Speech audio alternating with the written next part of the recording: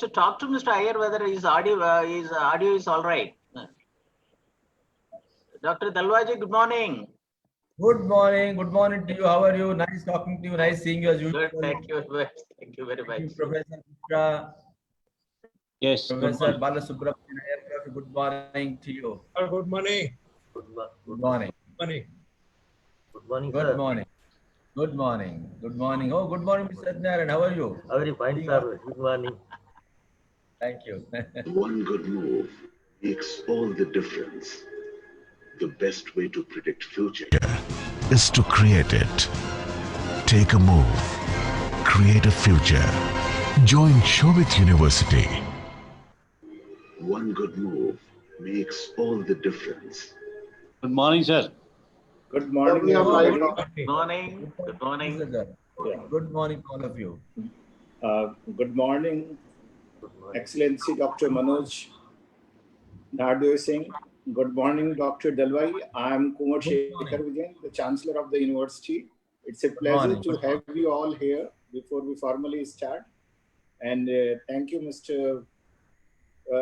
Nair, for joining us from USA. And all of you, it is a very important topic. And now over to Professor Moni. Yes.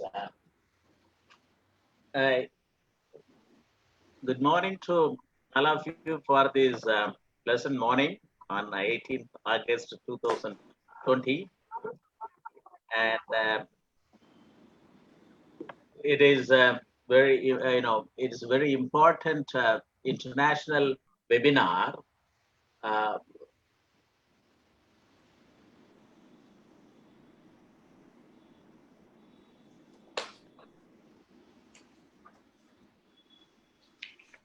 Organized by the Soviet Institute of Engineering and Technology. It is a NAAC accredited deemed to be university. Its Center for Agricultural Informatics and E-Governance Research Studies is organizing this international webinar on post-COVID-19, doubling farmers' income by 2022, role of agricultural cooperative societies and e-governance. To give a brief, about the theme of the conference, I know that all of you are, veterans in the cooperative movement. An agricultural cooperative is a cooperative where the farmers pool their resource in certain areas of activity. There are various categories of cooperative societies: agriculture production cooperatives, agriculture credit cooperatives, agriculture service cooperatives, and agriculture marketing cooperatives. Agriculture cooperatives enable farmers to improve product and service quality and reduce risk.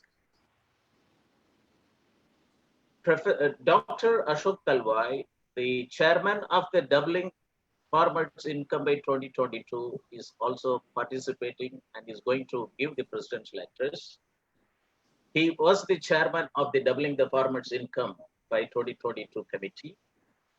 In its volume 11, section 3.2.5 suggests that need for development of a network of cooperative societies called CoopNet and automation of each cooperative society, e-cooperative, to facilitate governance and operational efficiency in the cooperative structure is good for rural India. This is the major recommendation with respect to cooperative movement. Chapter 10 of volume 12 of the Doubling the Farmers' Income Committee report provides 7 strategic recommendations, mission mode projects for introducing digital technology in agriculture. During the COVID-19 national lockdown period in India, the virtual governance system through the digitalized workflow system and video conferencing was extensively used by both the government sector and private sector through its national effective and efficient internet grid system to provide all essential services to the common public. This webinar aims to provide a possible roadmap to operationalize recommendation of Doubling the Farmers' Income by 2022 report in respect of digital technology in agriculture through agriculture cooperatives in India. On this occasion, I am very happy to welcome our patrons, Shri Shekhar Vijendra, Honorable Chancellor, Shobhit Institute of Engineering and Technology, deemed to be University Meerut, and the Shobhit University Garg, and Dr. Ashok Dalwai, IAS, CEO of National Rainfed Area Authority and Chairman Empowered Committee on Doubling the Farmers' Income by 2022, Minister of Agriculture and Farmers Welfare, Government of India, New Delhi. And Mr. Balasubramanian Iyer, Regional Director, International Cooperative Alliance for Asia Pacific region, based at New Delhi. Today he will address from United States of America. His Excellency, Dr. Manoj Nardeosingh, Secretary General, African Asian Rural Development Organization, AARDO, New Delhi. Professor Amar Garg, Vice Chancellor, Shobhit Institute of Engineering and Technology, Meerut. Mr. Satyanarayana, Chief Executive, National Cooperative Union of India, NCUI, New Delhi. Shri B.K. Mishra, Managing Director, National Federation of Fisheries Cooperative Limited, Fish Cooperative, New Delhi. Mr. Inderpal Singh Sethi, Deputy Director General, National Informatics Center, Ministry of Electronics and Information Technology. And Mr. Prakash, Deputy Director, Extension, Directorate of Dairy Development, Government of Kerala, who has done extensive computerization of dairy cooperatives in the state of Kerala. And Professor Vishal Bishnoi, Dean, School of Management Studies, Shobhit Institute of Engineering and Technology, and all the distinguished participants who are participating through this very important webinar through internet. This program is also live on LinkedIn and Facebook. This gives a great pleasure to us in at this juncture that recently there is an agricultural ordinance promulgated on June 5th, 2020, with respect to empowering the farmers in a very big manner, where agriculture cooperative societies and farmers produce organizations have been predominantly mentioned for empowering the farmers. We have been talking about farmers produce organization in a very big manner, and during the COVID situation, it is only the farming community which worked very tirelessly along with the Corona warriors to feed us without any break in their service. Thanks to the efforts of the Ministry of Agriculture and Farmer Welfare and various state governments in this regard. Then, since the agriculture cooperative societies, which have got an ecosystem which goes through almost all villages, and we thought that it is an important juncture wherein the role of agriculture cooperative societies and the e-governance, how it can facilitate the farmers by through the mission of doubling the farmers' income by 2022.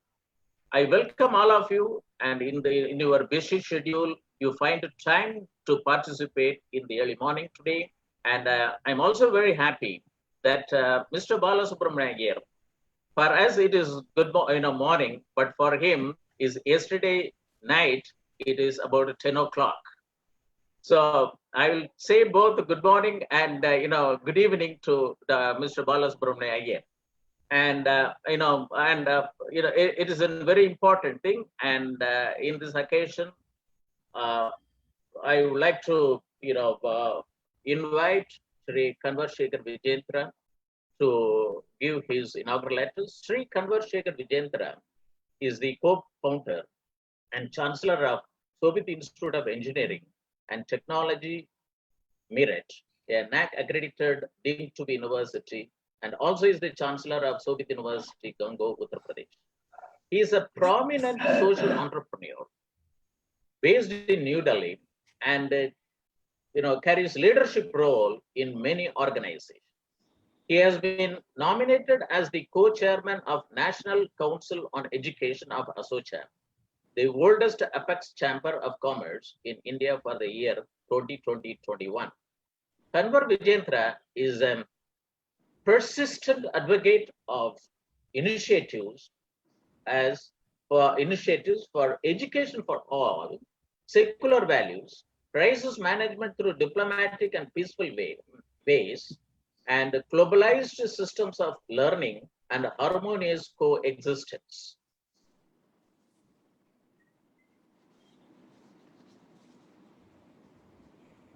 Shri Kunwar Vijendra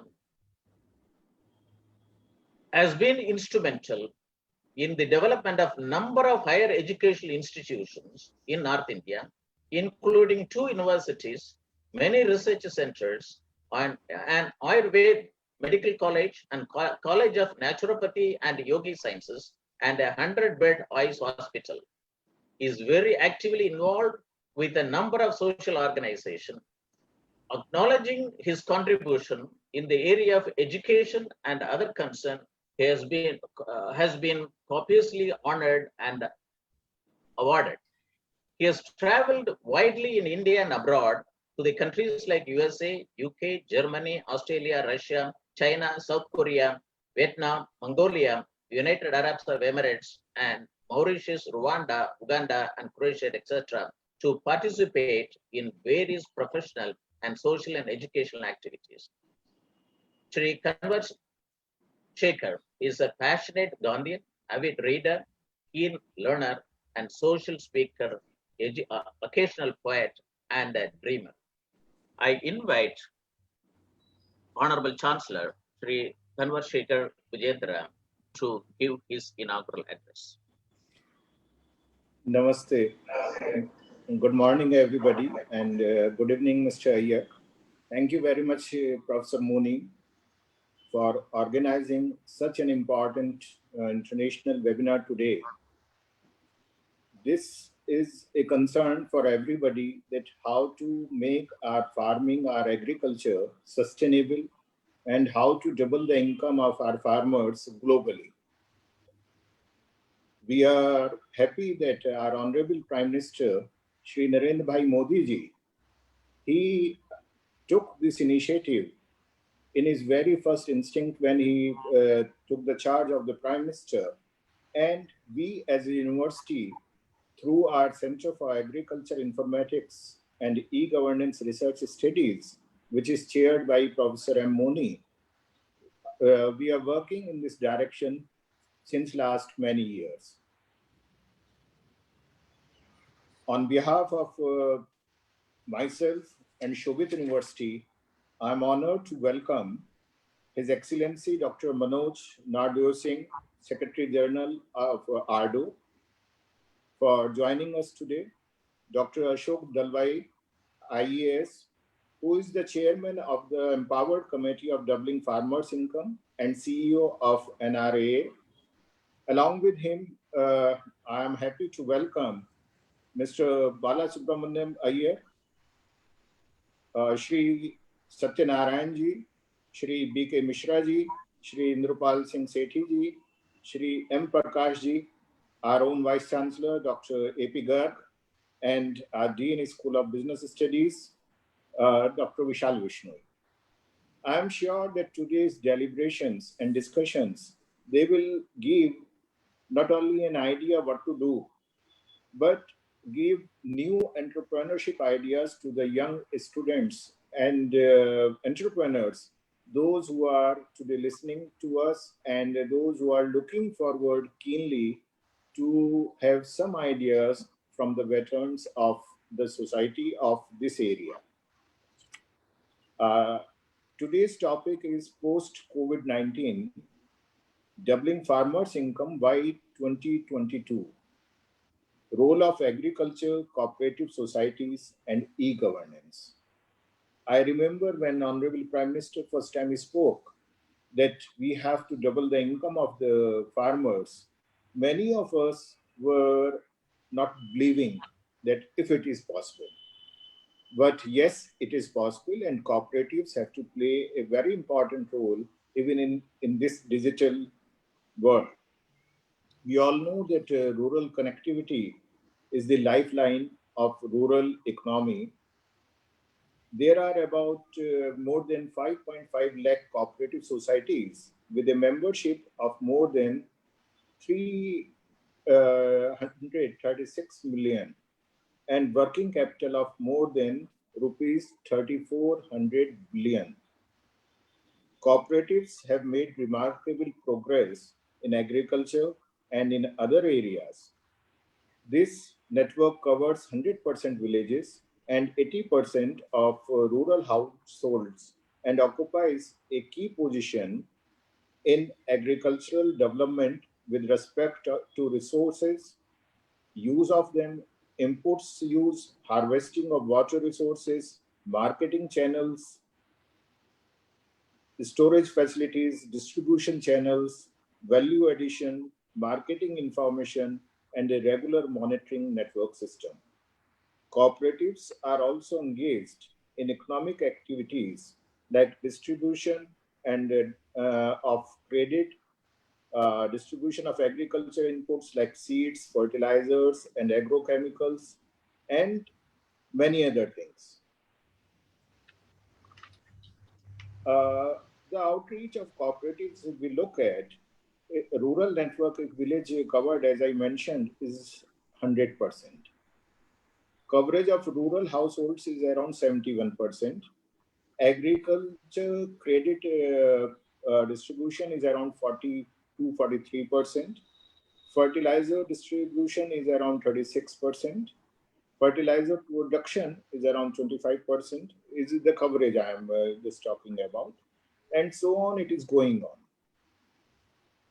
If I look at agriculture cooperative societies, primary agriculture cooperative societies, they are more than 1 lakh in number and are the major player at the grassroots level, helping farmers with credit, inputs, marketing, advisory, etc.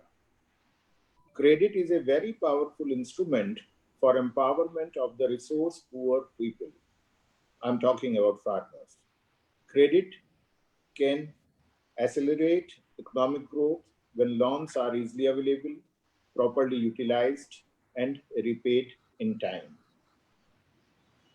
We have to see that marketing and commercial production, which has been a long time part of the life of Indian farmers, a network of cooperatives at the local, state, and national levels assist in agriculture marketing in India, in handling food grains, jute, cotton, sugar, milk, fruits, vegetable, and nuts, etc. Global competition and new information and communication technology are forging new relationships within and between different layers of agribusiness, transforming the industry from the chain of a complex web. With the view to ensure appropriate positioning of cooperatives in current digital economy, it is essential to promote cooperation among cooperatives, develop coordination among cooperatives, strengthen primary agriculture cooperative societies through business development plan for their self-reliance, enhance involvement of rural poor in the cooperative movement through self-help groups, develop cooperative insurance systems, promote international cooperative trade, which is very important in today's world, undertake human resource development, develop agro-processing industries to widen the business in marketing of food products, seeds, and fertilizers, provide marketing support to farmers, and intensively use ICT to facilitate our farmers of the day.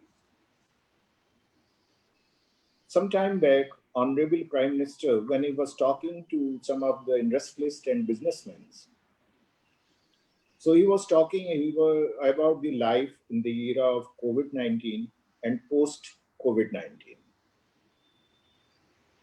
And he gave a mantra of 5 letters, A, E, I, O, U, 5 vowels. So he said that as in English language, these 5 letters, they play a very important role the same way in COVID era and post-COVID era in all sectors, in all spheres of life and industry, including agriculture. These 5 vowels are going to play important role. I quote him. A is adaptability. The need of the hour is to think of business and lifestyle models that are easily adaptable. And I'm linking them with the agriculture, with cooperatives also. E is efficiency. This is the time to think of reimagining what we refer to as being efficient, even in cooperatives. Efficiency cannot only be about how much time was spent in making a cooperative, how big the size of the cooperative is, or how many farmers are involved in that. We have to see the output also, the efficiency also. I is inclusivity. We have to develop business models that attach the poorest, the farmers with the smallest holdings, and everybody who is on the last strata of the society. And we have to include them in all those business models where we feel only big players can be there. That inclusivity will bring more possibilities to achieve what we are discussing today, to double the income of our farmers. When we talk about e-governance in cooperatives, we have to invest in innovations. And I will request Dr. Dalwai, because he is chairman of the Empowered Committee, that we have to invest in innovation.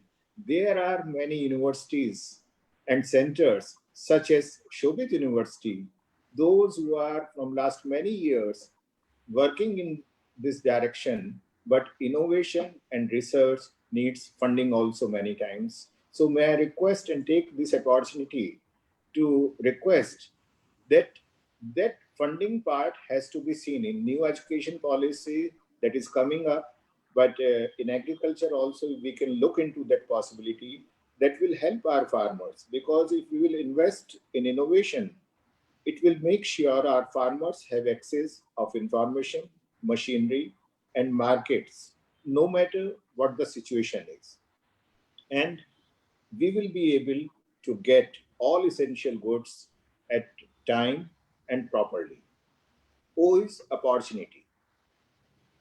Every crisis brings with an opportunity. COVID-19 is no different.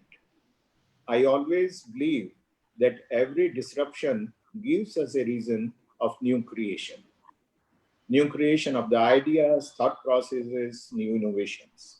Let us evaluate what might be the new opportunities and growth areas in agriculture sector, in this sector, and let us work in that direction.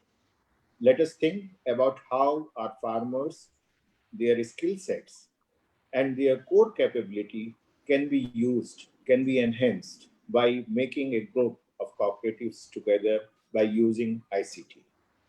U is universalism.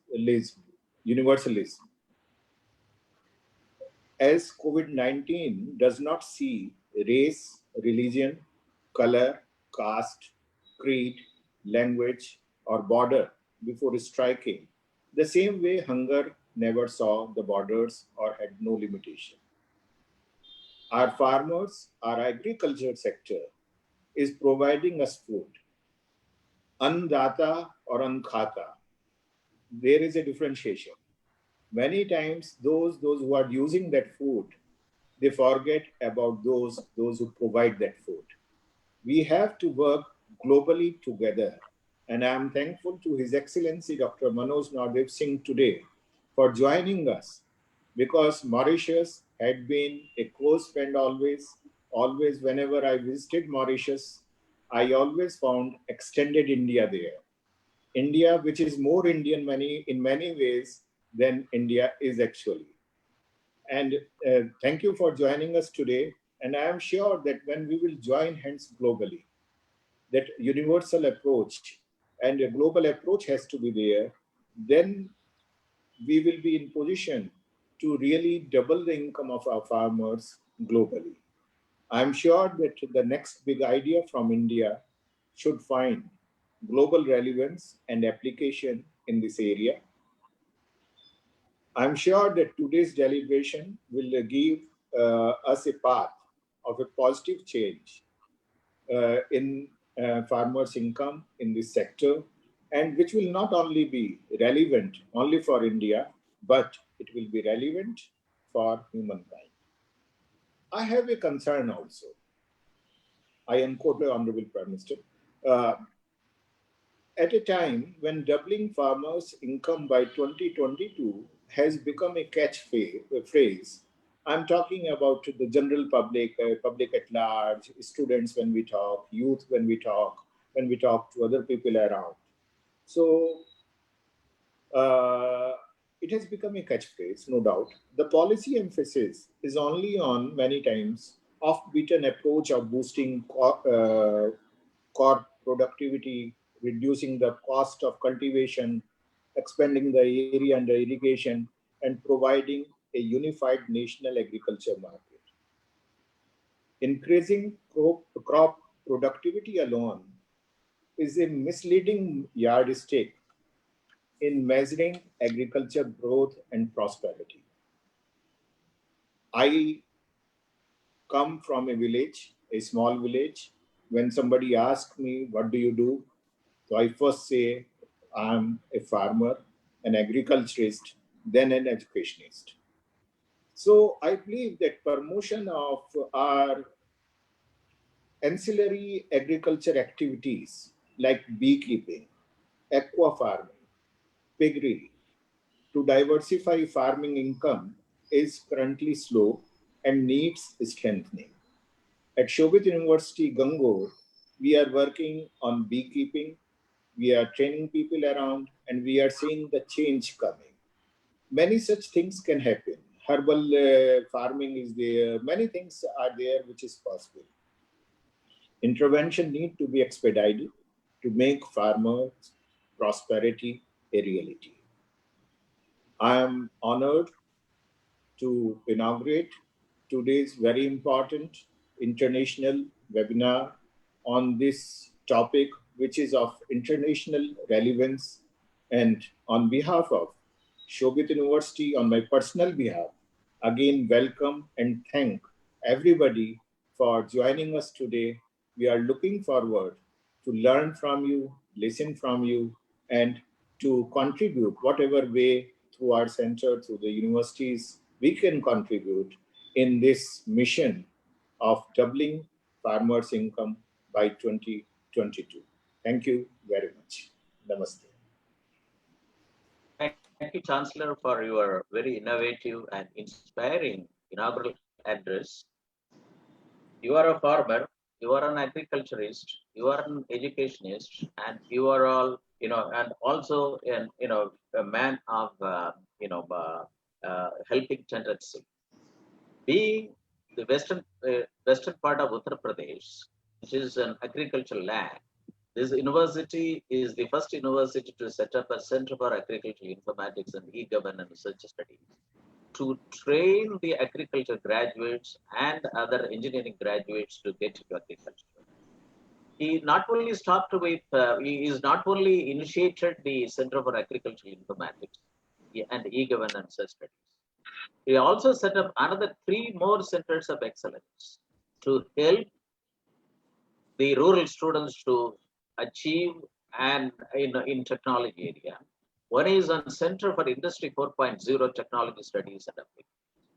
and Center for Agribusiness and Disaster Management Studies, and Center for Informatics Development Solutions and Applications. All these four centers are exactly to help the rural students to get into adoption of technology for rural development. Thank you, Chancellor, for giving this inaugural address and also appropriately, explaining the theme of the conference to the international and national participants more effectively. Next is that I would like to welcome Mr. Balasubramaniam Iyer.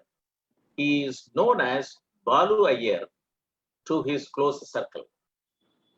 Mr. Balasubramaniam Iyer is the Regional Director for the International Cooperative Alliance, Asia and Pacific. International Cooperative Alliance is the apex organization for cooperative worldwide and works to unite, promote, and develop cooperatives. Mr. Balasubramaniam Iyer worked in India in cooperative development before moving abroad to work on Asian regional concerns for overseas agencies. He has worked with the Asia Foundation, the International Development Exchange, Action Aid India, and Aga Khan Rural Support Program, and served as adjunct faculty at the Southern New Hampshire University. Mr. Balasubramaniam Iyer has a degree in civil engineering from the National Institute of Technology, Durgapur, India, a postgraduate diploma in rural management from the Institute of Rural Management at Anand, Irma, India, a master's degree in public policy from the Goldman School of Public Policy at the University of California, Berkeley, and master's degree in community economic development from Southern New Hampshire, University. 4 years back, I met Mr. Balasubramaniam Iyer in a conference at the India International Center and was able to interact with him since then on how to, bring in development at the grassroots level through cooperative movement. Mr. Balasubramaniam Iyer, I invite you to give your special address. Thank you very much, Professor Moni, for that introduction. And I'd like to thank Shobhit University for organizing this very important webinar. I think the time is right in terms of there's a confluence of factors which don't happen too often.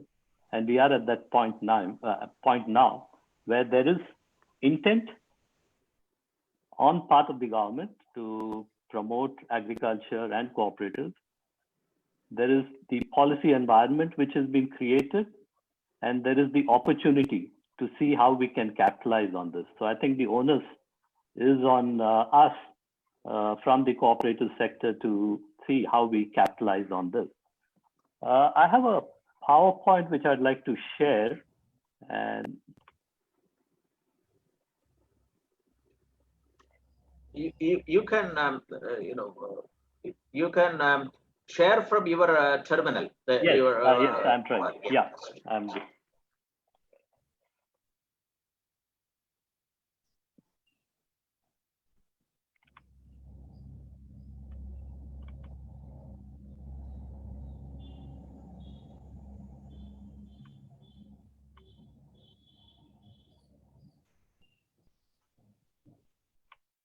Are you able to see my screen? Yes, yes. Okay. So the topic is doubling farmers' income, exploring pathways to cooperatives. And like I said, this is the opportune time for us to capitalize on it. So I'd like to begin by asking, we are talking about doubling. Why not quadruple? And on the screen, you're familiar with this two strips you can see from AARDO, which is the largest dairy cooperative in India and in fact the world, with an annual turnover of around 50,000 crores. They procure 23 million liters and work across 18,700 villages. And this is what the managing director of AARDO said in 2017 that in 2017, they showed that there's an increase of fourfold income in dairy farmers' income in the last 7 years, and demonstrates the efficacy. And the Honorable Chairman had mentioned efficiency. And here they're also talking about not only efficiency, but the efficacy of the model, far exceeding the national goal of doubling farmers' income in 6 years. So there is the real example of a cooperative in India, demonstrating that it can not only double, but it can quadruple the income of farmers. Let me briefly touch upon the ICA. It was mentioned that we are the apex body for cooperatives. We unite, promote, and develop cooperatives worldwide. And the ICA was established in 1895. So we are celebrating our 125 years today. In fact, from yesterday, the celebration started of the 125 years. We represent member organizations. We are a member-based organization, and we represent members from across 111 countries in the world. And these members together represent around 1 billion individuals worldwide. And every year, the International Cooperative Alliance brings out the World Cooperative Monitor, which ranks the top 300 cooperatives in the world and mutuals in the world. And together, these 300 cooperatives and mutuals have an annual turnover of around $2.3 trillion, which would make them just the top 300 cooperatives, the 6th largest economy in the world. So we, as cooperatives, we have the history, we have the presence, we have the numbers, and we have the economic clout. But one concern which I would like to express, and that is addressed to the university, and you all may be doing it already, is to include curriculum of cooperatives in school, in educational institutions. When we talk about cooperatives and the important role to play, it's practically absent in our educational institutions, in curriculum. And when we talk about youth and having to engage them, if they don't learn in schools and colleges, then there is very limited opportunity for them to know about cooperatives. And so that's my request to universities. For when you look at the definition of a cooperative, it's a business enterprise. It's not a charity, it's not a social organization, it's not a non-profit organization. It's a business enterprise. It works for social, economic, and environmental aspects are kept in it, but it's an enterprise. Even our business schools don't teach about cooperatives. So I think that's, when we talk about cooperatives, we need to ensure that the awareness is enhanced among the youth if we want to get them interested. In the Asia Pacific region, we are based in Delhi, and this map shows the dots represent the countries where our members are present. It's close to, we are present in 32 countries. And India is very well represented, and we have two of our members on this audience today who will be speaking after me. And the ICA Asia Pacific, it's celebrating its 60th year in India. So we've been in India for around close to 60 years. And so we have a lot of experience working with cooperatives in the region. I mentioned earlier that the ICA brings out the World Cooperative Monitor, and this ranks the top 300 cooperatives in the world. And when you see the distribution of where these top 300 cooperatives are, more than 60% of them belong to the agriculture producer and consumer sector. So they're very closely aligned, the production and the consumer side, which shows that both agriculture production and consumer are very important in the cooperative space. And from India, we have two cooperatives represented in the top 300 in terms of GDP, but top 300 cooperatives in terms of turnover by GDP per capita. And these are the GCMMF, which is the Amul markets under the Amul brand, and IFCO, the fertilizer cooperative. So again, cooperatives in India have shown also that they can compete on par with the top global cooperatives in the world.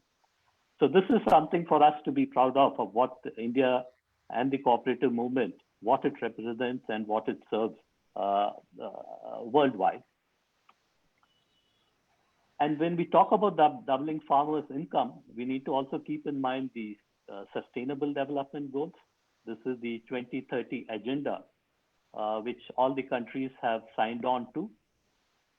And in this SDG, the SDG document which was signed, cooperatives are mentioned as partners to global, national, regional, and local institutions to achieve sustainable development. So we are recognized in the 2030 agenda that we have an important role to play. And in the ICA, we've looked at 4 issues. One is eradicating poverty, improving access to goods and services, protecting the environment, and building a more sustainable food system. So you see for the ICA, focusing on agriculture, focusing on the food system in a sustainable way is important. And in the Sustainable Development Goals, if you look at the targets there, it talks about, again, there they talk about double the agriculture productivity and income of small scale food producers, ensure sustainable food production systems and implement resilient agricultural practices. And that's an important thing. How do we build the resilience of farmers? Because they, be it the post-COVID situation or when there is a natural disaster, farmers are the first ones who are affected. And so how do we build the resilience? How do we halve the per capita global food waste? And so it's not just production, but also ensuring that how do we ensure that food doesn't go waste? And globally, I think the world wastes close to 1.3 billion tons are wasted each year, which amounts to around $2.6 trillion. So this is a huge amount of waste, which we cannot afford, especially when we talk that there are more than 800 million people who go hungry each day. So how do we ensure not only production and marketing, but also ensuring that waste at the processing, at the post-harvest level is contained, and ensure that people everywhere have the relevant information and look at their sustainable development and lifestyle. So it's not just the farmers, but we as consumers need to play our part in ensuring that there is a sustainable food system in place. When we look at farm households and non-farm households, and this chart here shows that the agricultural household is much more diversified. It's not just in terms of agriculture which they depend, but they also look at livestock and added activities. They look at other types of enterprises to see how they can survive. So when we look at, so it's not just focusing on agriculture. Like the Honorable Chancellor had mentioned, we need to look at the allied activities, which will interest not only the diversify the farmers' base, but also ensure that we can get the younger people involved. When we look at India is no exception, it's happening world over. The young are not interested to go and do the hard work in the field, but they are interested in other allied activities. They are interested in services. They are interested in being entrepreneurs. These all can be associated with agriculture. Agriculture does not mean just farming. There are other things around it. So how do we ensure that we look at all these different aspects surrounding agriculture in order to ensure that we can get more people engaged in it, and we also diversify the opportunities available to the farmer. The important thing is also, before we look into the technology and how it can, how we put it in place, we also need to look at the conditions. And this chart shows that there are different ways in which farmers are in distress. It could be through crop failure. It could be through sudden decline in productivity. It could be in dips in market prices, loss of livestock. There are different ways in which the farmer community is affected. But in all this, when we look at the coping strategies, it's either through using their personal savings or by taking loan or by borrowing from different sources. So we need to ensure that the farmers also has ready access to capital. And that's where the credit cooperative societies have an important role to play. And even here, it's how do we reach, how do we be more efficient in the way we reach the farmer using different technology platforms which are available, the mobile platforms, payment platforms which are available, not only in terms of access, but then they get ready access in an efficient way. The other thing we need to look at is in terms of disaster and how do we build the resilience. And the Asia Pacific region is prone to disasters. And among all the regions in the world, this is the region which is most badly affected. And it's said that between 2000 and 2015, the low and lower middle income countries, more the underdeveloped countries, it was almost 15 times more natural disaster related deaths than higher income countries. And also between 2015 and 2030, 40% of the global economic losses from disaster were in the Asia Pacific region, which accounts for around 36%. And this is only going to accelerate when we look at how the climate change, the impact of the climate change is being felt.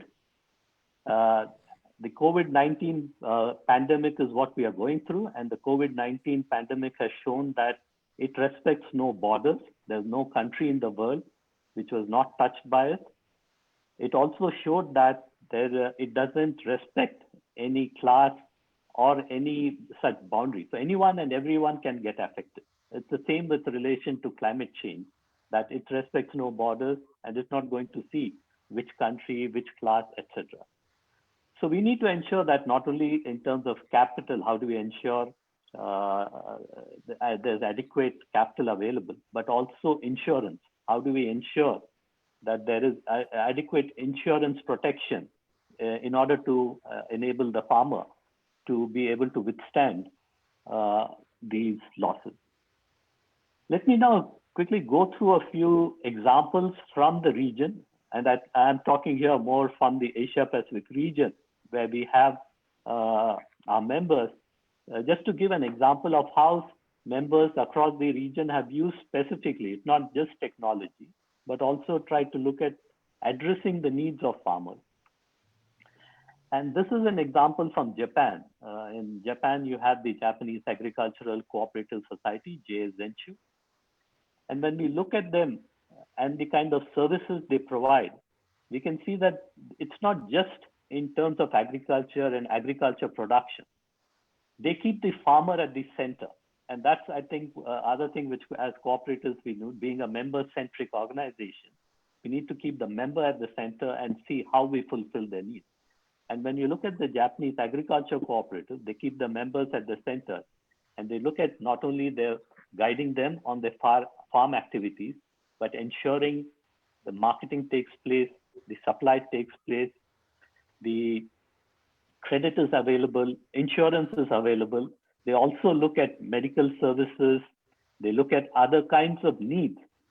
And in Japan, they have this principle of from cradle to grave. Right from the time a person is born in a farming community, he or she becomes a member of the cooperative, and they become part of the cooperative family in all aspects till their death. So that's the Japanese approach. And we need to look at, when we are looking at cooperatives and our members, to see how we fulfill all these needs. And if we do that, it goes a long way in ensuring the doubling of farmers' income. This is another example from, again, Japan. This is the consumer cooperative.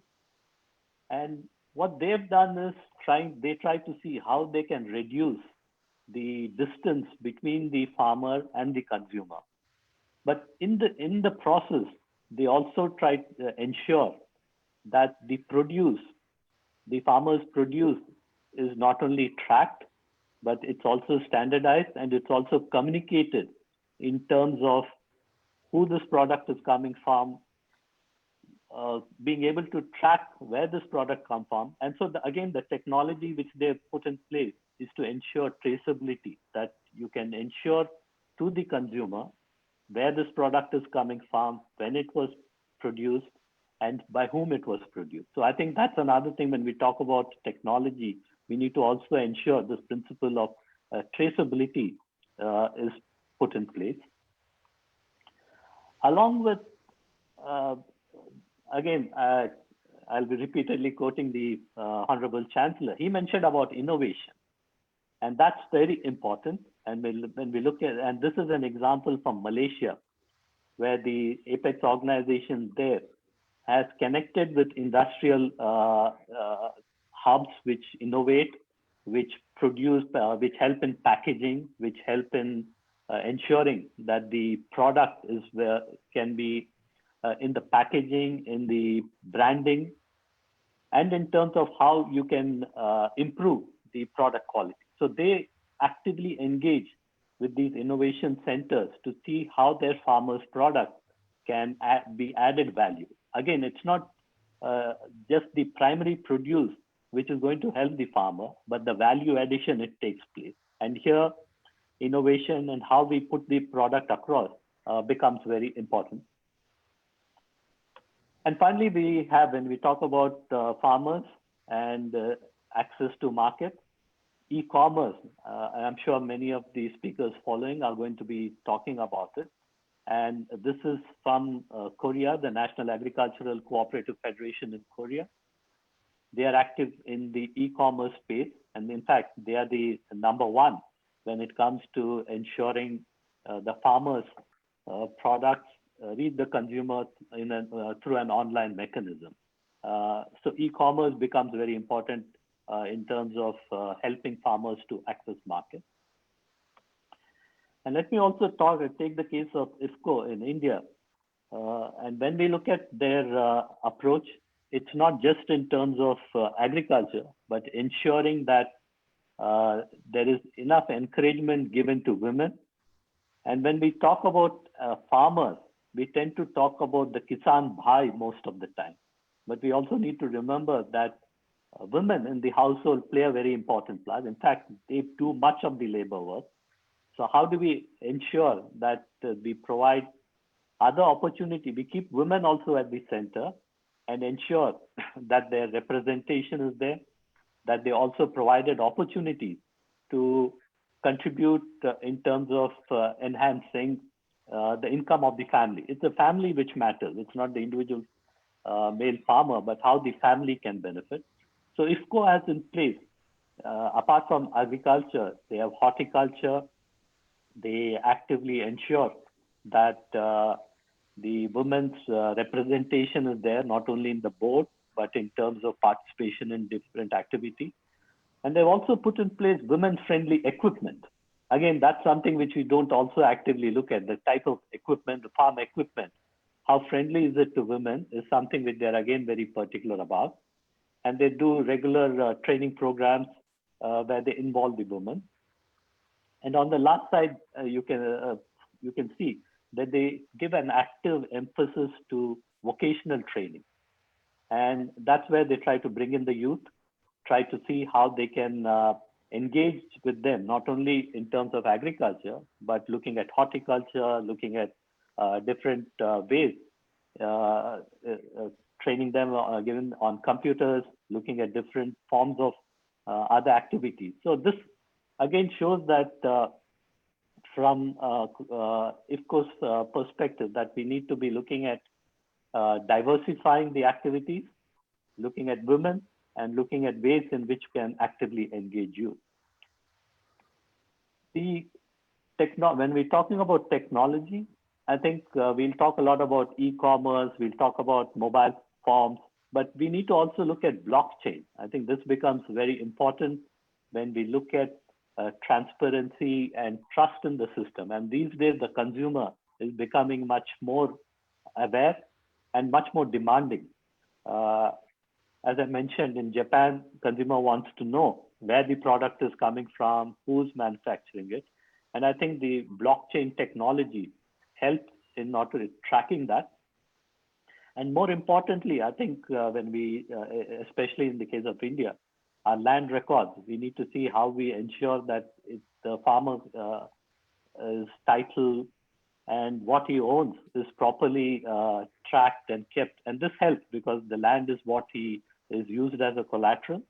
So if how do we make it much more efficient and transparent?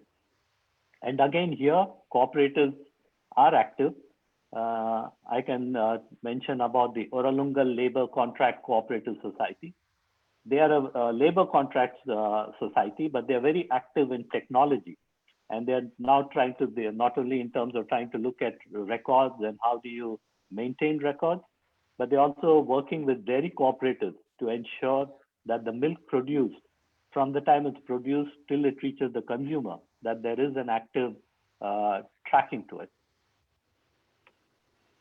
And this is again the last point for me in terms of when we talk about cooperatives, we need to ensure the identity. For cooperatives are not just any form of business, but they are a business which keeps the members at the center. They are a business which looks at has the economic, social, and environmental aspect. So how do we promote the identity in our product, letting people know that it's a cooperative product? When you look at Amul and the butter, behind they have saying it's by the Gujarat Milk Marketing Federation Cooperative Society. When you look at IFCO, they also say it's wholly made by cooperatives. The bottom left is from the Cooptex, which is the Tamil Nadu Handloom Cooperative. They again talk about the story. They talk about being a cooperative, but also the story about the weaver being a member of a cooperative, how many days he took to weave the sari, what went into it. So that's a story which they create around the cooperative product. And on the right, you have examples from Malaysia on the top, where if you see the product, they have the co-op logo saying this product is from a cooperative. Similarly, at the bottom is from Korea.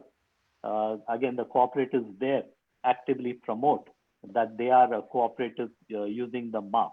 So we need to also see how we market cooperative products, not just in terms of a primary thing, it's either wheat or rice, but how do we package it? How do we brand it? How do we market it? I think becomes important when a cooperative goes. So for me, it's when I look at what we need to, as cooperatives, what do we need to be doing in order to double or quadruple farmers' income? I look at it from 4 levels. One is in terms of governance, leadership, and human resources in cooperatives. Until unless we have an empowered farmer who knows what his role in the cooperative is, what part he has to play, it's just then cooperatives work on values and principles. So we need to ensure that that's kept at the center. And so the participation of the member, of the farmer becomes important. And that's where I think we need to look at what kind of technology tools are available where the farmer can participate in maybe meetings. It could be in some decision things. It makes it much more easier. Getting farmers to come and attend a meeting could become an issue. But using mobile technology, most farmers these days have a hand phone with them. So how do we use mobile technology to enhance participation? I mentioned about women, that we need to see how we actively keep them at the center, improve their representation, ensure that they have not only given their contribution, it's not just the work in the field, but what are the allied activities that we can do. And the third part is youth. It's talked about when we say the future. It's not the future, it's the present. Youth need to be involved right from now.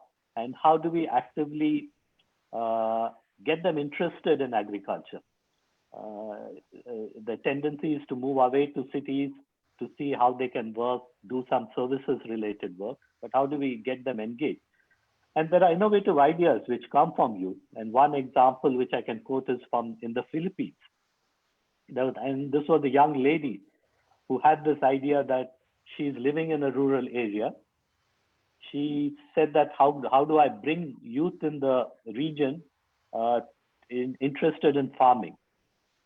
She found around 10 to 12 young youth. But then she said it's not just agriculture, but we are going to focus on organic agriculture because we need to ensure we sustain the earth.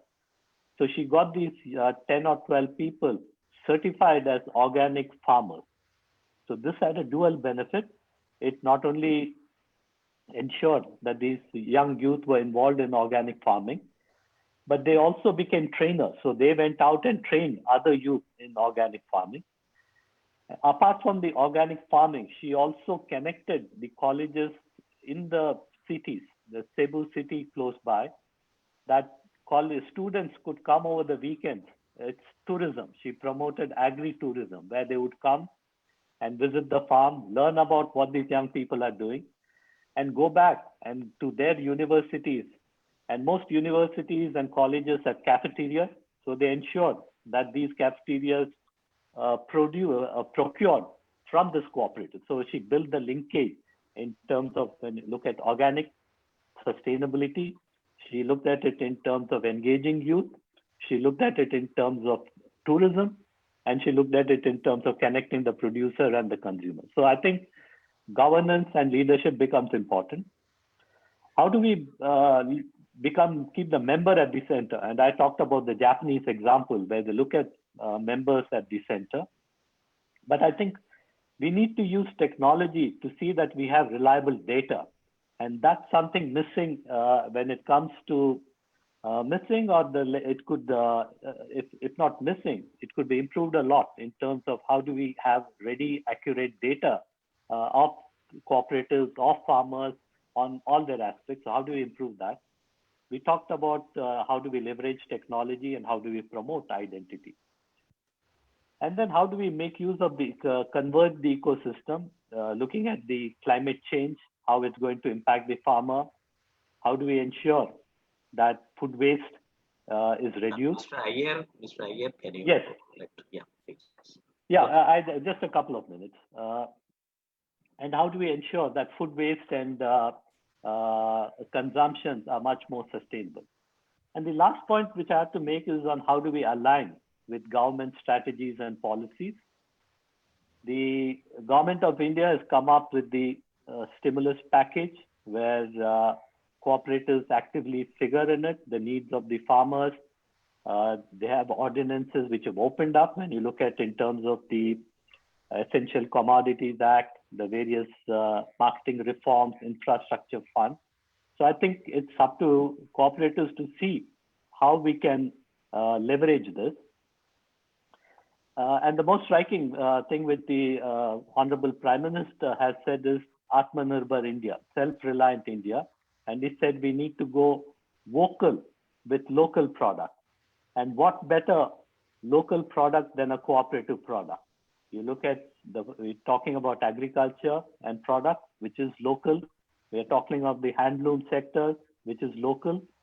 I can't think of any other in the sector which does local than cooperative. And so we are very well positioned to ensure that we can go vocal with local products and in ensuring that the Atmanirbhar India, self-reliant India is possible. I think cooperatives have an important role to play.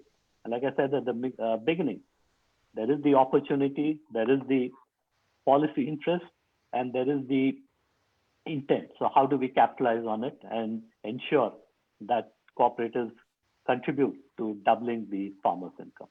Again, my apologies for overshooting the time, and I'd like to thank you all for your patient hearing. Thank you, Mr. Balasubramanian, for your very enlightening address. And you touched a very important point. One is that the university curriculum doesn't talk about the cooperative, movement, cooperative management. And, since the Chancellor is here and since he has set up 4 centers of excellence, and in collaboration with International Cooperative Alliance and the NCUI, we'll be very happy to, launch a program on the cooperative management and e-governance program. This is one important thing which we thought that I should, prioritize from the university point of view. And you touched a very important thing, that is not only the doubling the farmers' income, but it is also possible to quadruple the farmers' income. And you also mentioned about some of the examples from the Amar and so on and so forth. And we are very happy to know that you are addressing this international webinar from the university when you started celebrating your International Cooperative Alliance movement throughout the world. And I think it is, you start, you began, your programs by addressing the international, audience through the university, through this international webinar. Then we are, and also gave you a lot of models, which you talked about in Japanese model and the Korean's model and, Manila model and the Philippines model. And the primary, the model which you talked about, Sanchoku, is that how to bring a lot of agriculture incomes to the farmers from primary level to agriculture producers. It's a very important thing, which His Excellency Dr. Manoj Nardeosingh, Secretary General AARDO, used to always talk about it. Professor Moni, how to bring in this type of innovation, in the agricultural cooperative society. So we are very happy that you also mentioned about among the top level, second rank and third rank, comes from very important cooperatives of IFCO and Amar. It's getting into the top level rank 2 and rank 3.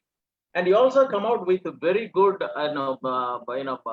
action points, and that the government strategies and policies have to be converged. It has to be aligned. Thank you very much, Mr. Balasubramanian, to make this innovative and enlightening address to the audience today. We'll get back to you, as soon as the COVID-19 situation is over. Thank you very much. Now, I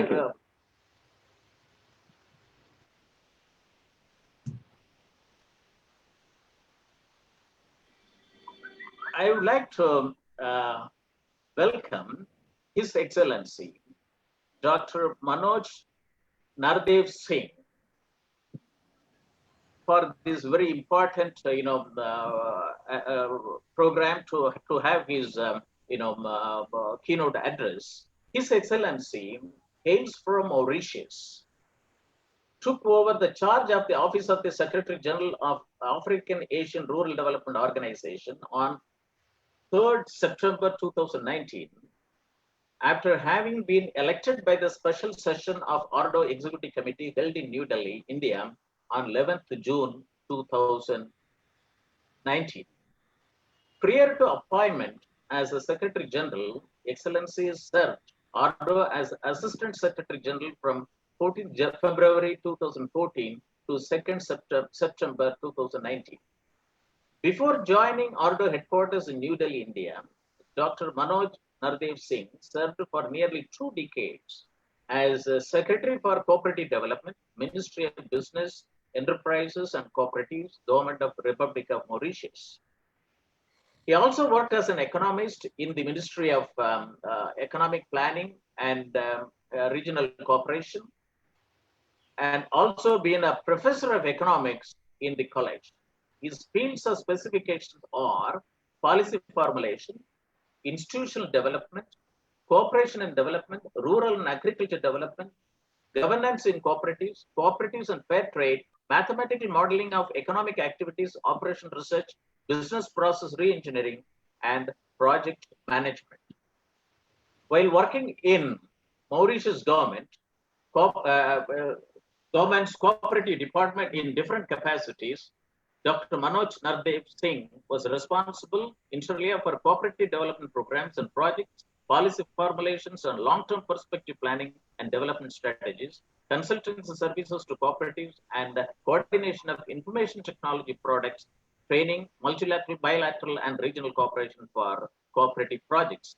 He interacted extensively with various international organizations such as International Labour Office, International Cooperative Alliance, and ICA, International Fund for Agricultural Development, and United Nations Development Programs.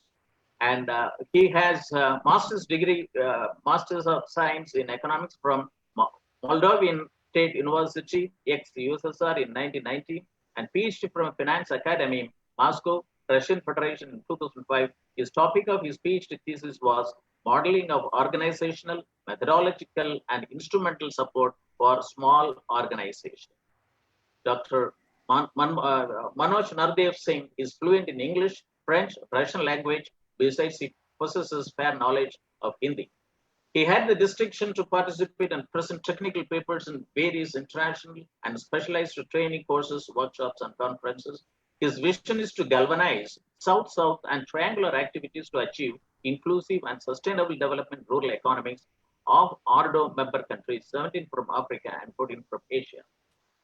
His Excellency emphasizes on the transfer of appropriate knowledge, know-how, and technology between Asia and Africa towards improving livelihood and transforming rural areas in both continents. I welcome His Excellency Dr. Manoj Nardeosingh to give his keynote address.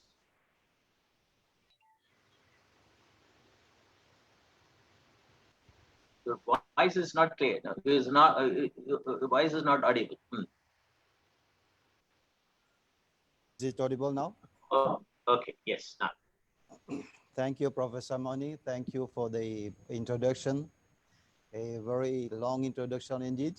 And I would like at this stage to welcome all of you all on the podium, the President, especially the Honorable Chancellor of Shobhit Institute of Engineering and Technology, and all my dear colleagues. Most of them are known to me and I know them.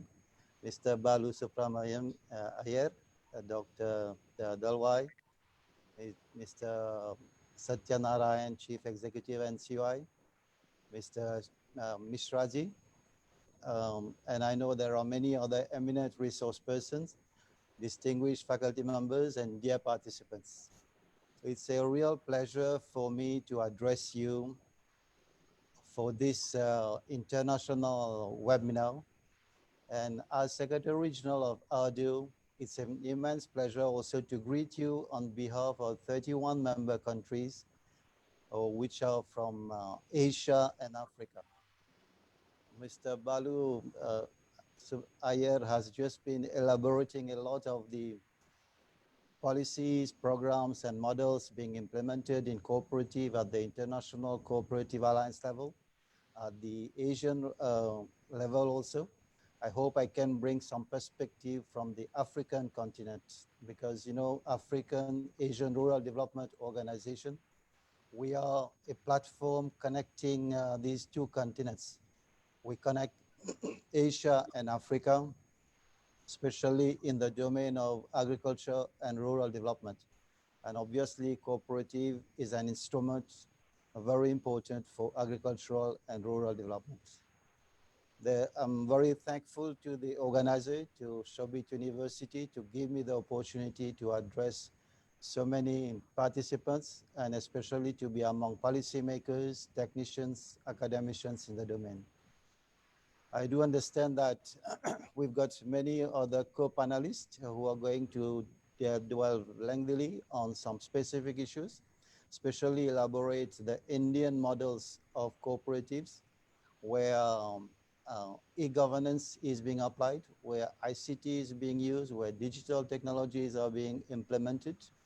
But we have to understand the reality of things, that many of the cooperatives are still very small. Many of them are operating at a very low level.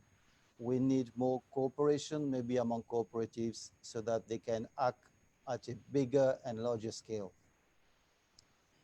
There are obviously many buzzwords which is going to be pronounced, which has already been pronounced today.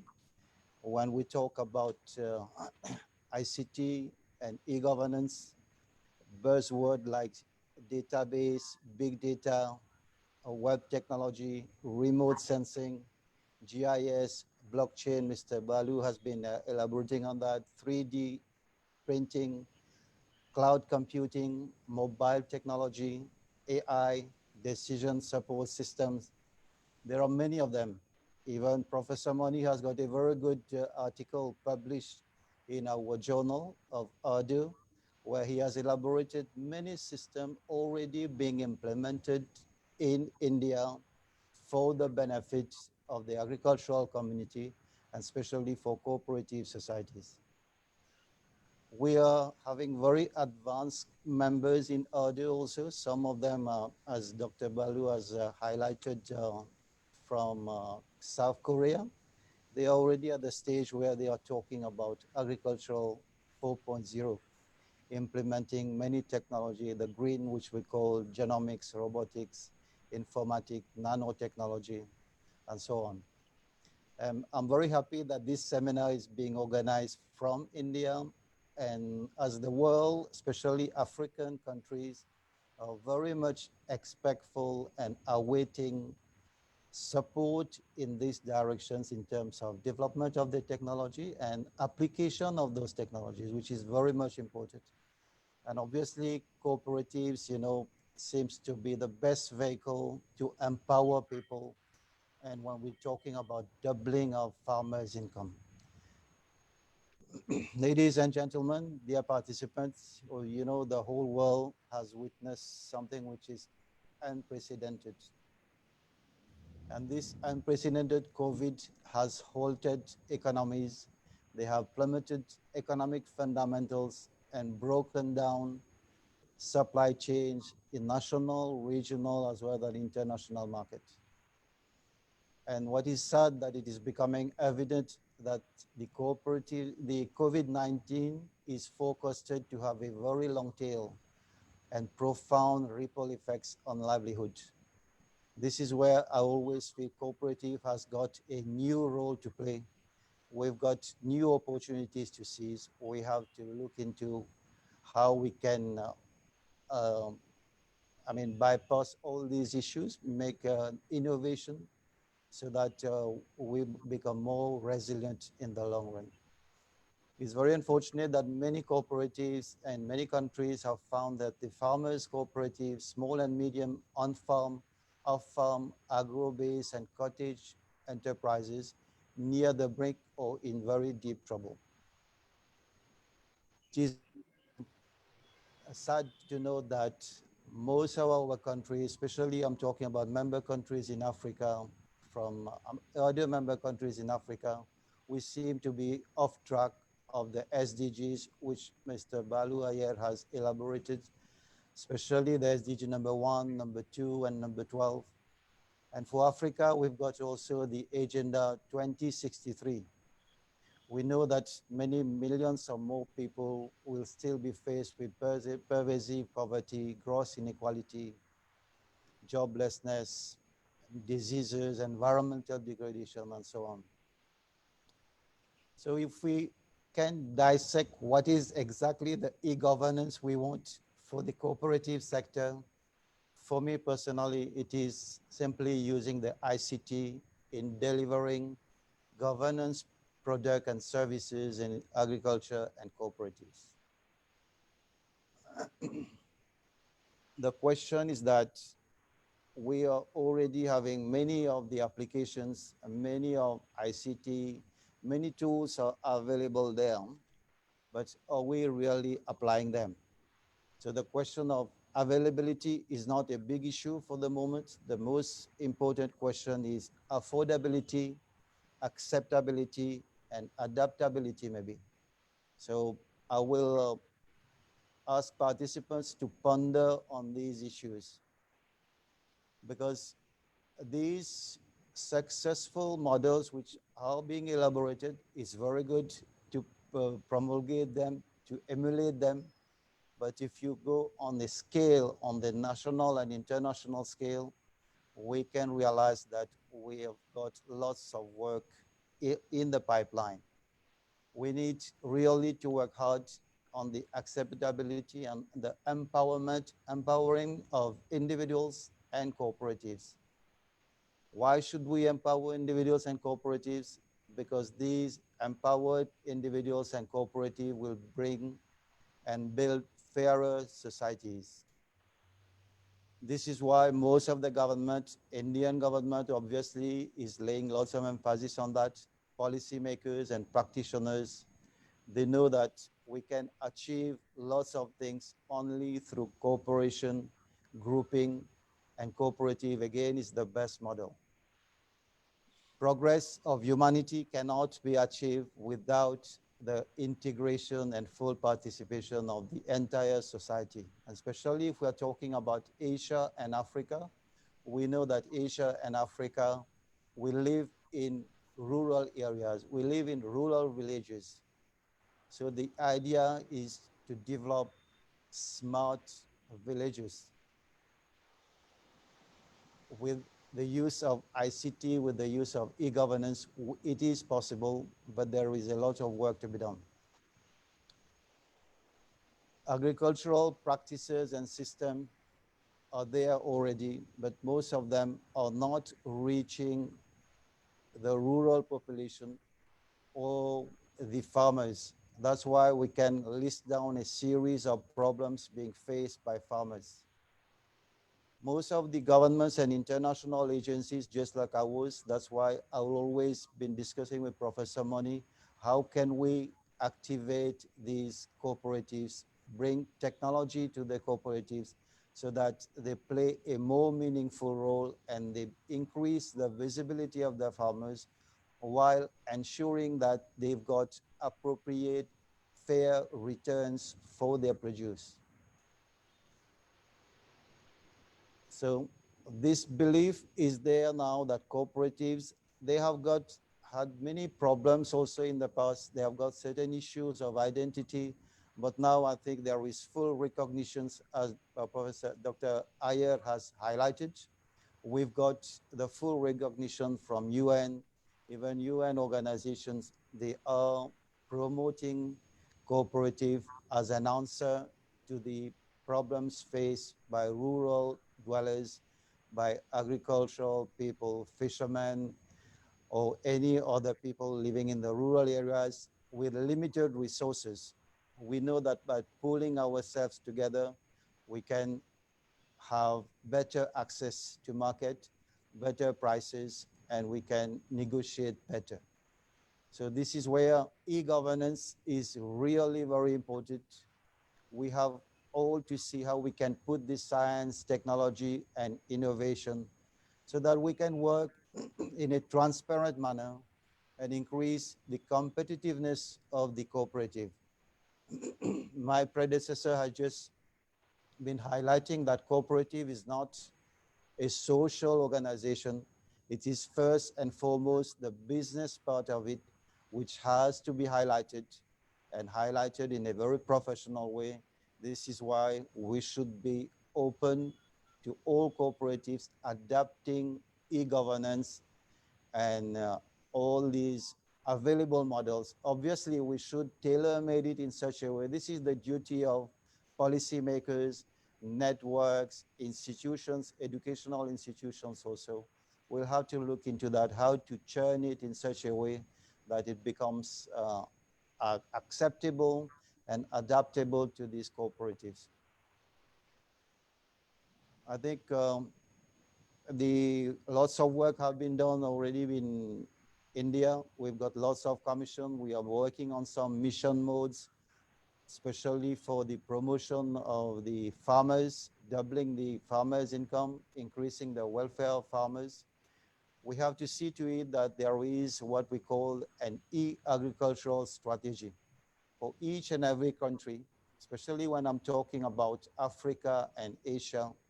And when we talk about Africa, we are talking about the sub-Saharan Africa, where many countries are really in dire need of improving the standard of living of the people, especially the farmers, the people working in the rural areas. Obviously, there are women also involved. There are women of very important stakeholders in agricultural cooperatives, both in Asia and Africa.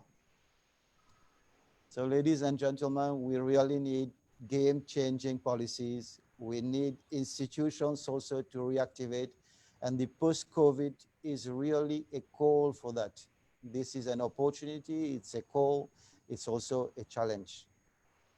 We need to take as leaders, as institutions, as cooperative leaders, we have to build more cooperative leaders who can understand the need of the hour. If we go to some of the specific challenges post-COVID, this might include the strengthening and developing of the farmers and community-based organization so that they themselves become more representative and they can work more efficiently and increase their own productivity. The institutions and institutional framework have to understand the power of cooperation. Obviously, there is already in the principles of cooperative adopted by the International Cooperative Alliance, cooperation among cooperatives. But when we come to reality, when we try to assess all these, AARDO has been sponsoring in the past some research studies over a few countries in Africa and a few countries in Asia, and where we realized that there is no much of cooperation between cooperatives, especially among the same type of cooperatives. Obviously, cooperatives are organized in different tiers. The tiers also have to cooperate among themselves.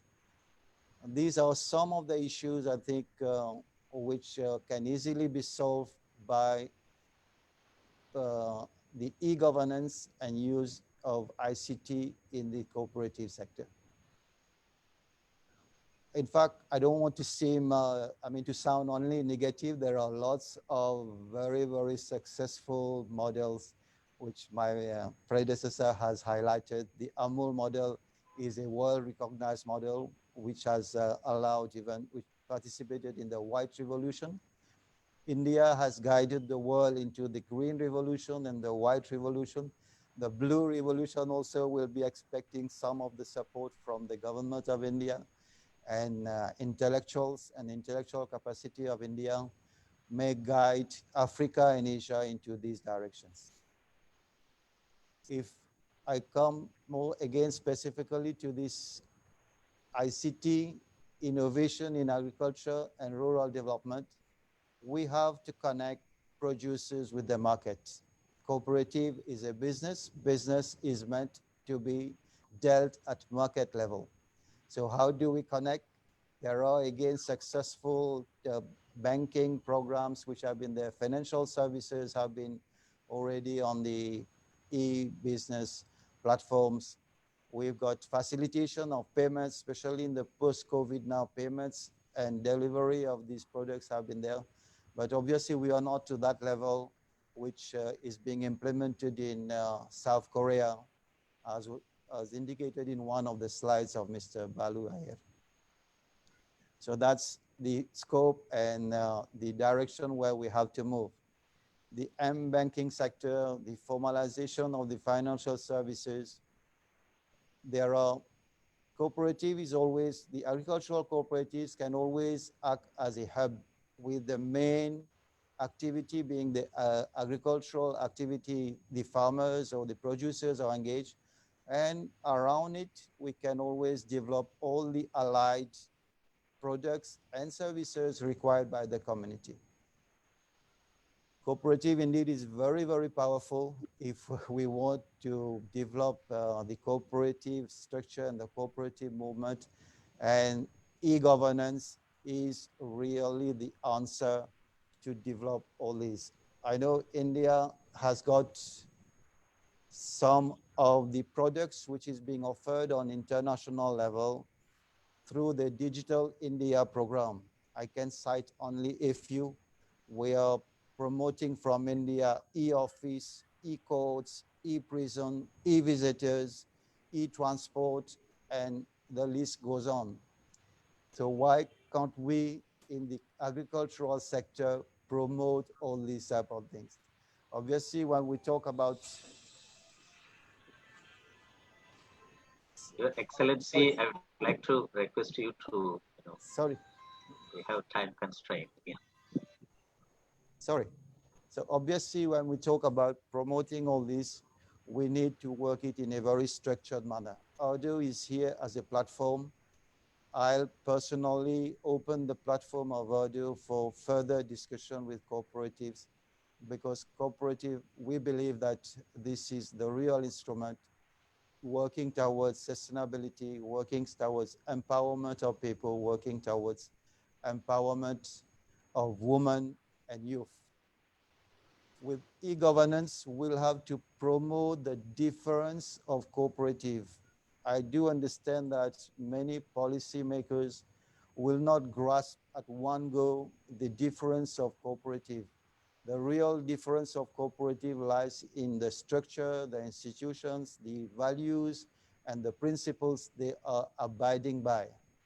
So these type of things have to be, as the suggestion made by Mr. Baluayat, the education sector has to take the model of cooperative as a serious domain to be explained and elaborated to future generation, to the youth and people. On top of that, we have to have more training of people to manage this e-governance and ICT tools to enhance the productivity of agricultural cooperatives. Without the human capacity behind, we will not be able to implement really e-governance and the whole ICT products which have been developed and which are being developed also in the pipeline. Obviously, Shobhit University is having a very good program. I think most of the universities also are having some of the centers of research which are working in this direction. And this has to be promoted at national and international level. As I said, government should be working into developing the whole e-strategy for the agricultural sector. With the e-governance, we will be able, as I said, to elaborate the difference between the purely private sector and the cooperative sector, especially on the emphasis of putting people first. So the cooperative is really the model which puts people first, enables democracy to operate in the business setup, improves the bargaining power of people. This is where the agricultural cooperative have to be very, very forcefully demonstrate the capacity of improving the bargaining power of the farmers. Doubling the farmers' income means improving your bargaining power, improving the product and service quality, reducing the cost, again, by grouping, bulk ordering will be able to reduce the cost, decreasing the lost. All these are within reach whenever we'll be implementing fully e-governance in cooperative societies. I don't want to dwell lengthily. All these, we can talk lengthily on how to increase, how to enjoy the economies of scale when you are in a cooperative. And the e-governance and ICT tools will always assist you in realizing that force of grouping together so that you increase, eventually you increase your return, you increase your income. And as the government of India is laying a lot of emphasis on promoting the local, be vocal with the local. We have to be vocal with the local, but we have also to see how the local can connect to the international market, having to connect the product which is produced locally. We'll obviously have to increase the quality. We obviously have to ensure the traceability, and all these are already being practiced. We've got example in our member countries where that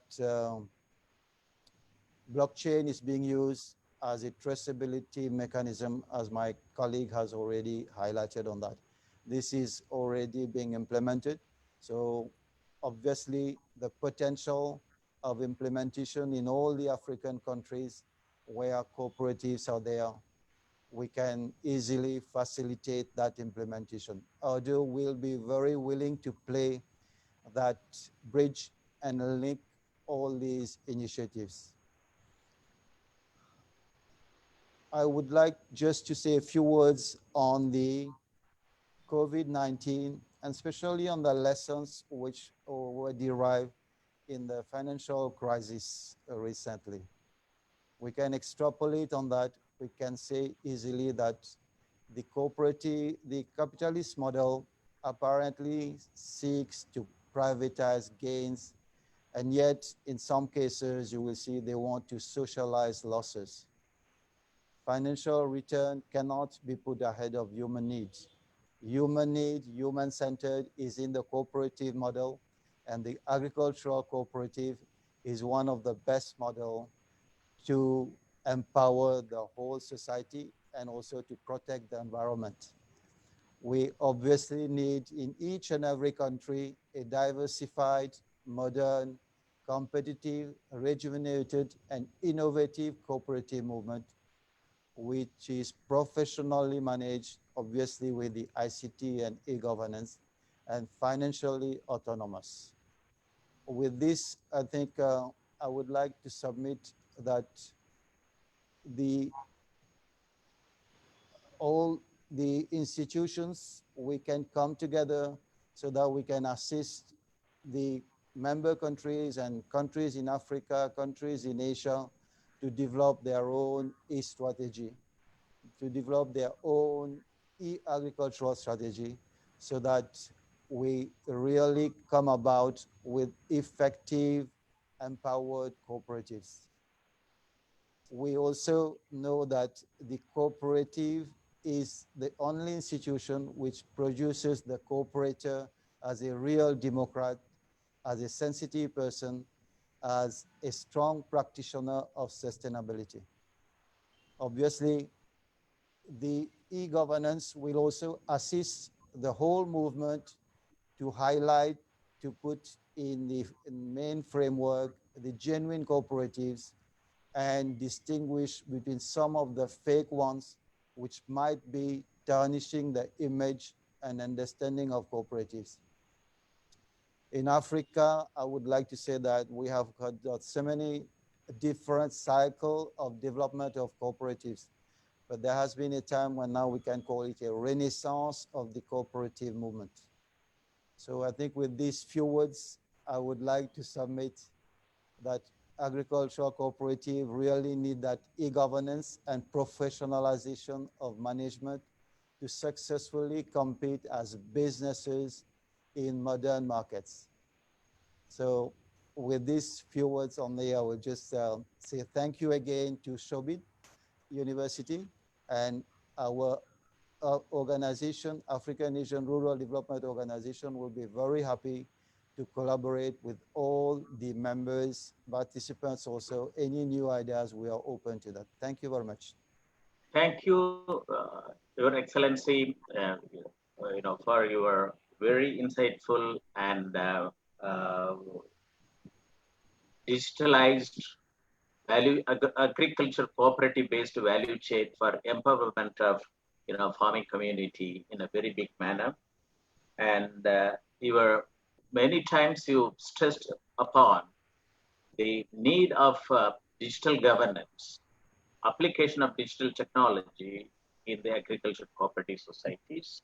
And we have been interacting with you since 2014, and your magazine has published one of our important articles from the university, which is on capacity building in e-governance and farming sector for the member countries of the AARDO.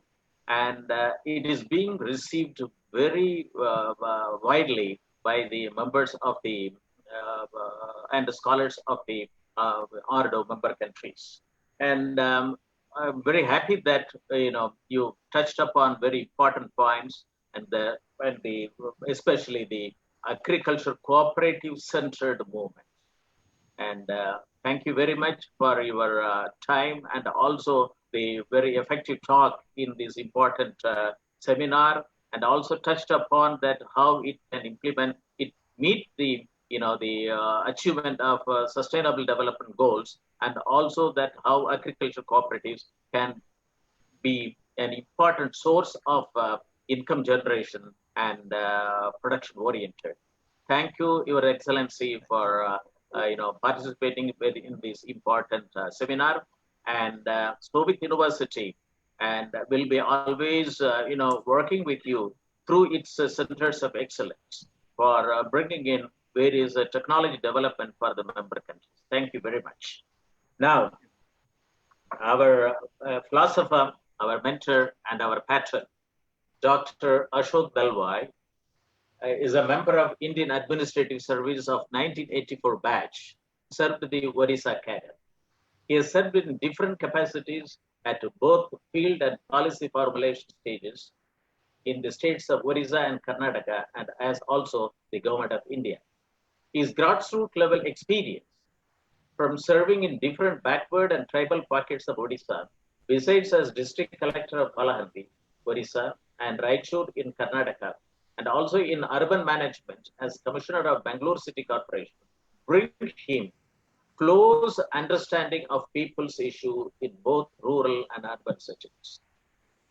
I have been interacting with him for more than now 7 years, and then that, of course, when I was in the service as in National Informatics Center, and is more than an administrative service officer, and he is a technologist, hardcore technocrat, and also the hardcore policy planner. The 12 volumes of doubling the farmers' income by 2022, for which he was the core man, is the chairman, and he has also now become the empowered chairman for operationalization of the doubling the farmers' income by 2022. He assisted me, he associated me for formulating draft chapters for 2 volumes, volume 12, volume 11, and also chapter 7, 8, 9, 10 of chapter 12. He has been serving the Government of India, since 2010.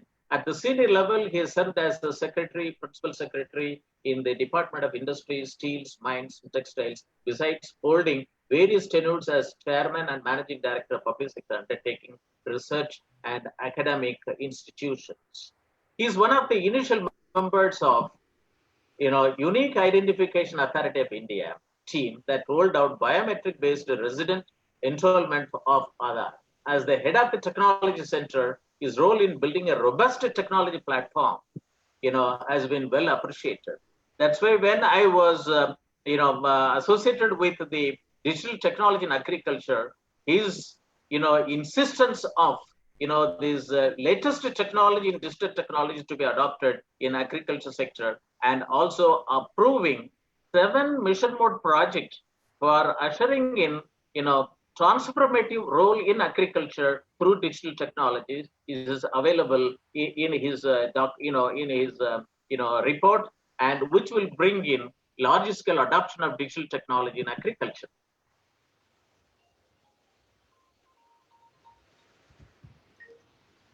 And for Government of India, he has drafted the Model Agriculture Produce and Livestock Marketing, Product Promotions and Facilitation Act 2017, Model Contract Farming and Services Act, and Guidelines for Gramin Rural Agriculture Markets, etc. And he is a student of agricultural science, postgraduate in agriculture economics, and PhD in economics. He has always sustained his interest in academic and research. He has published several research papers and written general interest articles. He is a lifetime member of Indian Society of Agriculture Economics and Indian Society of Agriculture Marketing. He has lectured at several national and international forums.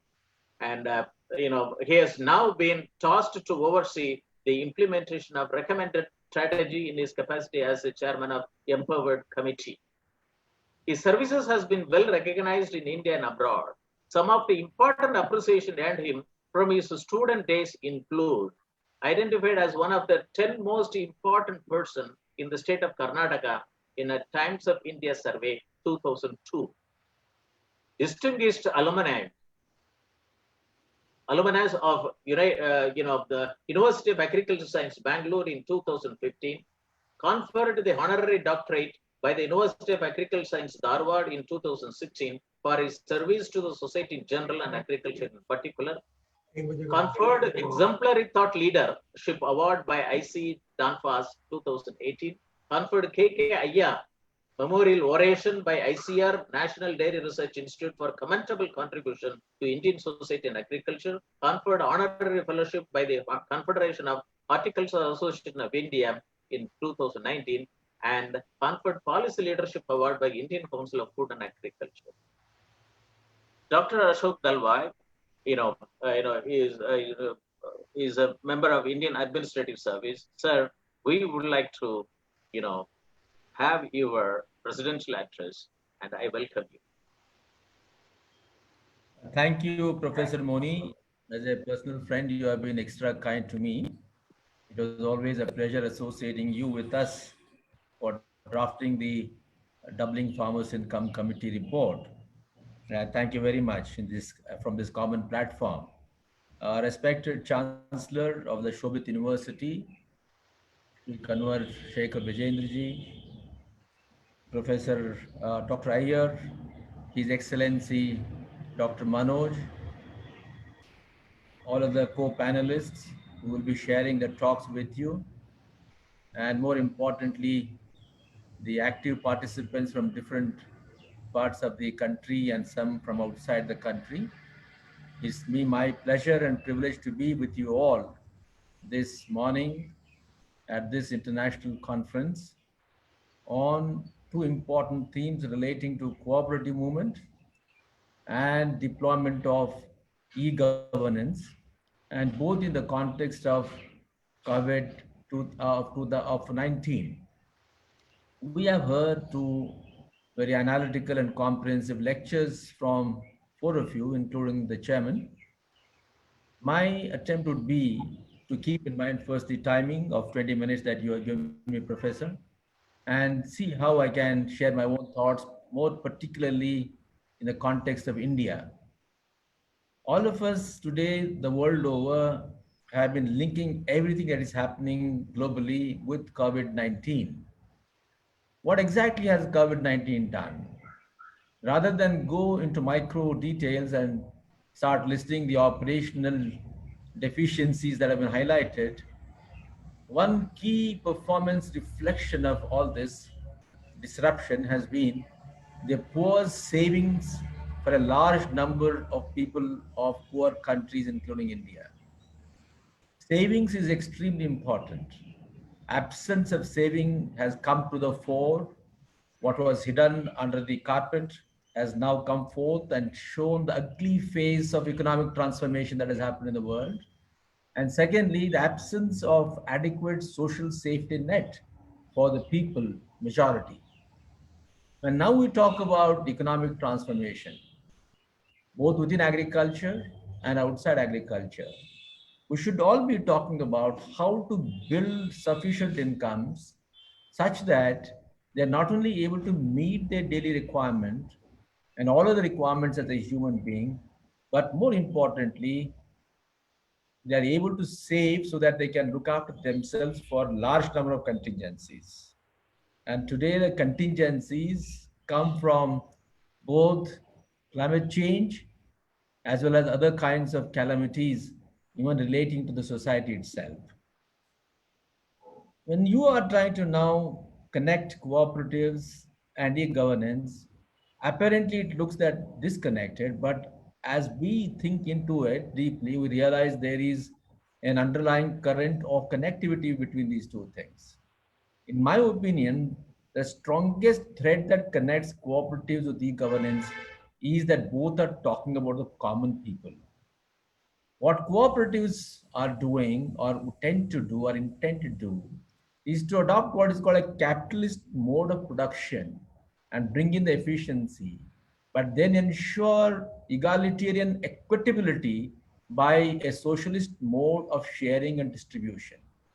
And likewise, e-governance talks about reaching out to the last man and creating a neutral platform where everybody is considered equal and therefore the transparency is brought about.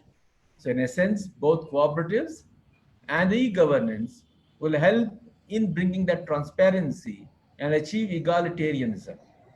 This is extremely important in the 21st century because 20th century, which has transformed the world, particularly for the Western societies, has also thrown up the ugly face of inequality. Today, what we see is discriminatory classification of societies, including in the United States. And we in Africa and India and other Asian countries who are still to reach that kind of an excellence in economic growth can take note of this fact that we need to combine growth with development, growth with social justice.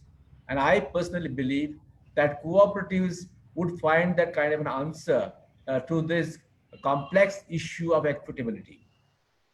Let me share with you a bit of history of cooperatives in India. But many a time what we tend to think is that cooperatives have failed. No, cooperatives have not failed. It is a mixed bag. As they say in democracy, if democracy fails, the only answer is to provide more democracy. Likewise, in cooperatives also, if there are failures, the only answer is to provide more cooperatives. Now, going back into India's history of cooperative movement, it was in the light of the Indian famine that there was the first commission appointed in 1901, and they gave the report, and based on the report, the first cooperative act came up in 1904. But before this, we had a cooperative initiative in the state of Punjab, Hoshiarpur particularly, and today's Tamil Nadu, that is Madras, where what are called mutual associations came up. So in Madras presidency, the mutual associations actually gave the first experience with thrift and credit. And we expected that the first credit cooperative movement that began sometimes in 1904 would actually take us towards thrift, saving among the people, cooperation among the people. So over the last 120 years, our cooperative movement in the country has actually grown. Simultaneously, it has diversified. It has diversified all along the agriculture value system, beginning with the production system, then of course the risk management, then the marketing, processing, distribution. Now, if we look at the performance of the cooperative movement, one thing stands out is at the base level, at the operational level, there are certain deficiencies for various reasons. And many a time, these reasons come from the inequality that exists in the society. But the cooperatives have tried to answer the inequality that existed in our society, that came the feudal mindset that we had in the 17th, 18th, 19th centuries. It is the very same problems actually ensured or did not ensure that there was a huge success of cooperatives at the production level.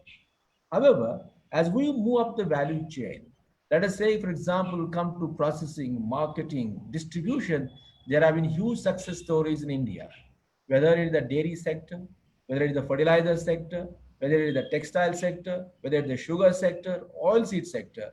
In all these domains, what we see extraordinary examples of success, which have been able to combine the business principles with the professional management.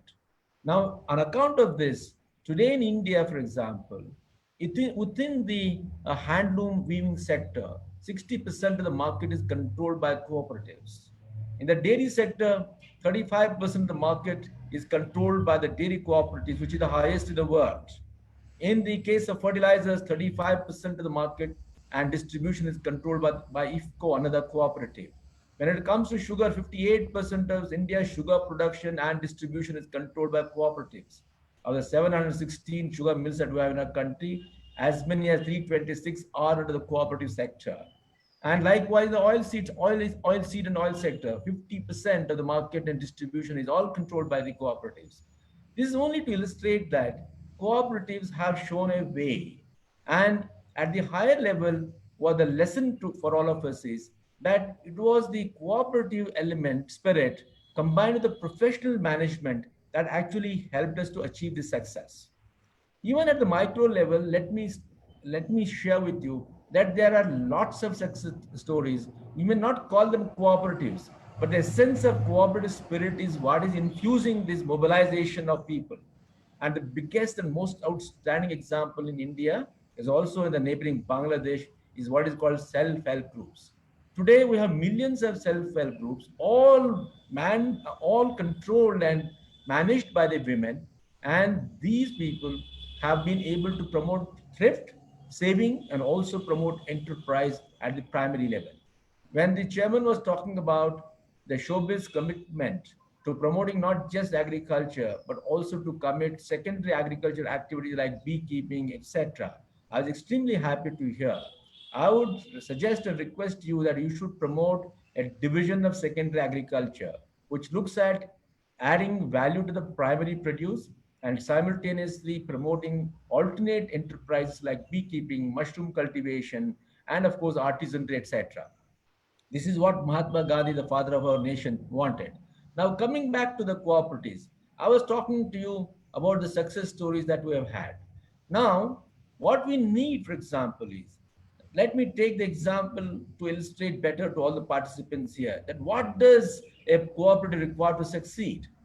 In before independence, when the dairy farmers of Khaira district in Gujarat were facing the problem of monopoly of the Britishers, there was a company which was a monopoly which controlled the entire Mumbai market for milk. The entire milk from Gujarat had to go to Mumbai, then Bombay, of course. The farmers who faced this problem and were harassed by the milk commissioner, they approached Sardar Vallabhbhai Patel. Sardar Patel told them only one thing: if you are ready to listen to me, I can answer you. The farmer said, all right, not just out of respect, but also out of their problems. They says, Sardarji, whatever you say is an order. So Sardar Patel told only one thing: I'll send you Moraji Bhai Desai to you. He will come and organize you into cooperative societies, and you shall obey whatever Moraji Desai says. And that's how, by 1946, the Khaira District Milk Union came to be organized with just 5 village cooperatives. And these people stood against the monopoly of the British company. They stood against the harassment of the milk commissioner. And for 15 days, they poured the milk on the streets rather than sell the milk to this monopoly company. And this is how the spirit of oneness, unity came, and they organized themselves. But then the Tribhuvan Das Patel was chosen by Moraji Desai to be the chairman of the Khaira District Milk Union. He was a very honest person, extremely committed to the organization. But then what was the shortcoming was that there was absence of technology and there is absence of professional leadership. And then comes onto the scene the father of white revolution, Varghese Kurian, who happened accidentally to be in Anand by 1949. Now, it was the professional leadership of Dr. Kurian and the technology that he brought in, and the commitment of Tribhuvan Das Patel, and the sacrifice of the people of the Anand district, or then Khaira district, that actually combined to make a huge success of this milk cooperative in our country. And I think that is the best example. And I keep saying that the bigger example of success between white revolution and green revolution is white revolution. Green revolution occupies a lot of perception in our mind because it has given us food security. But then white revolution not only has given us India the milk security and placed it as #1 the world over, it has simultaneously found the answers to the surplus milk production. That means what we want at the cooperative stage and the application of technologies to find answers, not just for production, but also for post-production, entire agriculture value system. And Dr. Kurian's one particular statement is very important for the success of any cooperative or any collectivization. He always talked about ethical values, and he himself told, I keep talking about ethical values which are critical for a cooperative movement. But of all these values, the most important critical is the personal integrity. And it is a personal integrity that can actually infuse into public integrity and then embellish the whole movement with honesty and transparency. So what we need today in India is to actually focus on building this kind of communion of people who are committed to the cause of people. So I would suggest that Shobhit University and all our academies, institutions, and every training institute, any learning center in the country today has to focus not just on the hard inputs, not on just the hardware part of it. We need to focus more on the software part. And within the software, not just the applications, but it is the software relating to that ethical values, integrity, the honesty, transparency, etc. I think that's where we really need to promote. That's how today, when we are now moving towards farmer producers organizations, for example, as another alternate model of cooperative, we are now stressing in our new guidelines how to build skills, how to infuse this commitment of integrity, honesty, etc. Now, how do we actually integrate this cooperative movement with the technology's answer? So over the next few minutes, let me tell that and close my talk. One is that we always have an element of suspicion. I was talking to you that a cooperative movement also many times fails because certain powerful elements within the rural setting or within the urban setting tend to take over the organization and use it for their personal advantage. And we have seen several examples. Let us take, for example, the primary agriculture credit cooperative societies, which are 65,000 in our country. Many a time, these organizations are not able to do the job that they're supposed to do only because the leadership of the cooperative structure at the village level is controlled by certain landlords, it is controlled by certain political class, and there is lack of transparency. And we need to bring in that. So I think the technology actually will help in building that transparency. The blockchain technology that has been talked so much now, so in the last three talks, is one of the best technology that can be actually brought in to connect all the cooperative societies, and within each cooperative society to connect all its management practices. At a PSCS level, for example, we have the shareholders, the farmers, we have the management elected by the people, and then we have the registrar of cooperative societies and the government. Now, all these four people tend to suspect each other. Particularly, the farmers themselves do not know what's happening to their share capital, what is happening to the support that comes from the government and organizations like NABARD. In a blockchain technology, which is a distributed ledger system, where everybody's consent is required to make any amendment to the registrar, is what will ensure that the management has less chance or lesser probability of cheating the farmers. It has lesser probability of benefiting a few people at the cost of others. It has a lesser probability of the government intervention or interference at the registrar's level. Now, this is how the emerging technologies, whether it is artificial intelligence or the big data analytics or centralized database management or centralized dynamic farmer database management and the sensors and blockchain technology or internet of things, all these things can be actually effectively deployed today as a part of the NEGPA that we have in our country already to promote this kind of a transparency. That's where I think we should do that. So I would request Shobhit University to actually build models so that the youngsters can take up these as startups and then bring practical value to promoting the cooperative movement or the farmers collectives or the women collectives, etc., or even the collectives of artisans, for example. Now, what is government doing?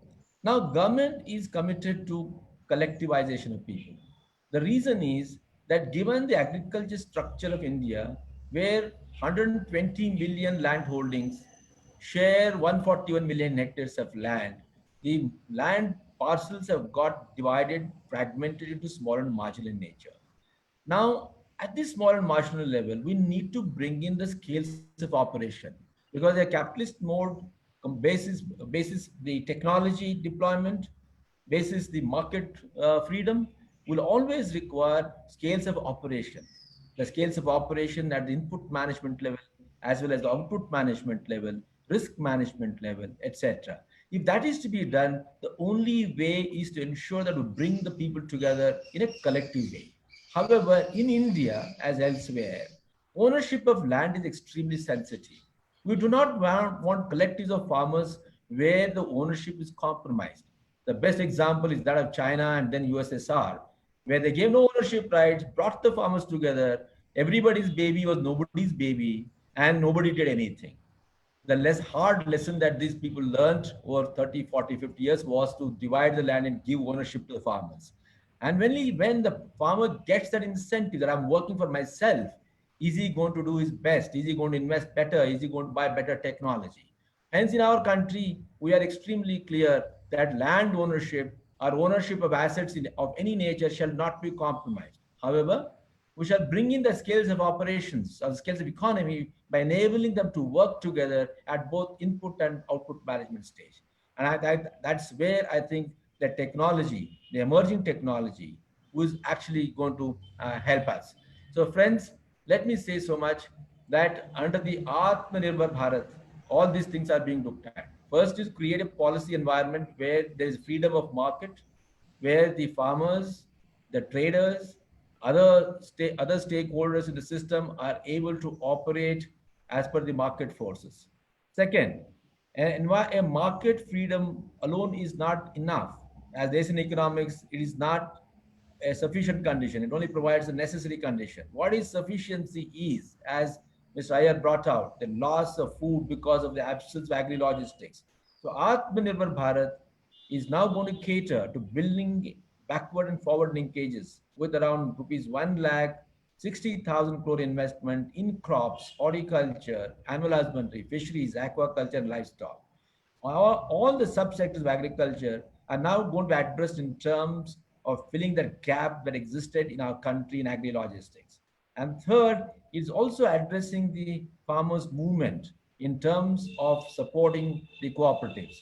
For example, one of the three important recommendations vis-a-vis the cooperative that our committee made, which Professor Moni knows, is recapitalization of the cooperatives, particularly the rural credit structure. Second one is to bring them on core banking system. And of course, third one is to what is called as liberalize the licensing system for making them a bank.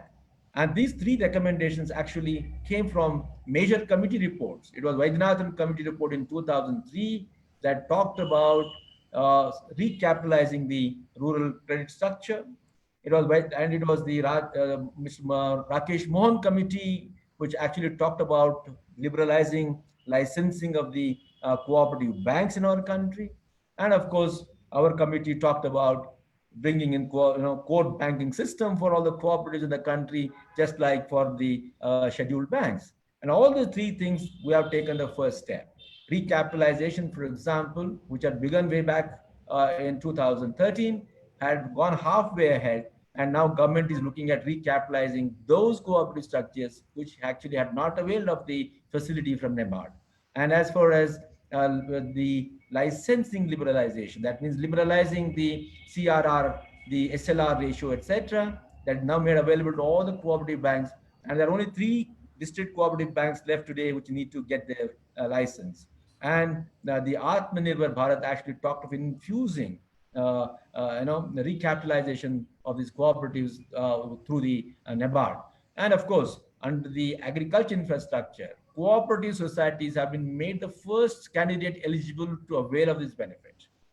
The Atmanirbhar Bharat package is available to all entrepreneurs, private sector, youngsters, startups, cooperatives, farmer producers organizations. And the first tranche of rupees 1,200 crores, which has been sanctioned, which was announced by the Honorable Prime Minister the other day, has gone to the cooperatives. So that means the cooperative movement, which we thought had gone into the backyard, is now coming back into the forefront. So let me end up by saying that cooperatives must continue to be nurtured. In our country, where agriculture will continue to the mainstay of jobs and livelihood for a majority section of the society, will actually become efficient provided we are able to bring in cooperatives at all the stages of agriculture value system. And we infuse that spirit of cooperation and build the agriculture infrastructure for them, and then bring in transparency through the emerging technology, the information technology. Now we have that basis. For example, the penetration of the Bharat, what is it called as the fiber into the rural areas has actually gone further. So a large number of internet connections are available today. And the majority of the country have a smartphone, and everybody has a basic phone. So depending upon either of these 3, they can access the website or the applications or at least the SMSs. And those who do not have anything of these things, we have now promoted what are called Kisan call centers. We just had 14 centers, and one of our recommendations from the DFI committee was to increase it to 35. And I'm happy to share with you, Professor Moni, that we already have 21 Kisan call centers. That means in all languages, people will start listening personal messages today. So that means the basis is that we're trying to reach out to everybody. So let me at the end say that cooperatives must be looked at not just as only agents of financial transformation, not just as agents or vehicles of economic transformation, Today, the world is divided by various denominations. Today, world needs to come back together. Within each country, people must come back together, breaking the barriers in the name of several denominations, which I do not want to name. So, in India too, we want the cooperatives as vehicles of social transformation to build harmony. And that's what I think Europe has shown, a few countries in Europe, that farmer producers organization can be vehicles of building social capital, of building harmony and trust. So we would like that the trust and social capital that generates from cooperatives or farmers movement, artisans movement is actually going to have greater value or is going to complement the economic value that will come through cooperative movement. So thank you very much once again, Mr. Chairman, the Vice Chancellor, Professor Moni, and everybody else. And it was really a pleasure listening to all your lectures. And I also thank all the participants. Good day. Namaskar. Thank you, Dr. Ashok Dalwai, the chairman of the Doubling the Farmers' Income by 2022. It is always pleasure to listen to your persuasive lecture, address, which drives the point to the core. And we're thankful to you for giving the perspective of how to bring the doubling the farmers' income by 2022 through the role of cooperative societies and e-governance programs. And you were given very important historical perspective, and also the present perspective and future perspective, and above all, you also very rightly said it that what Dr. Kurian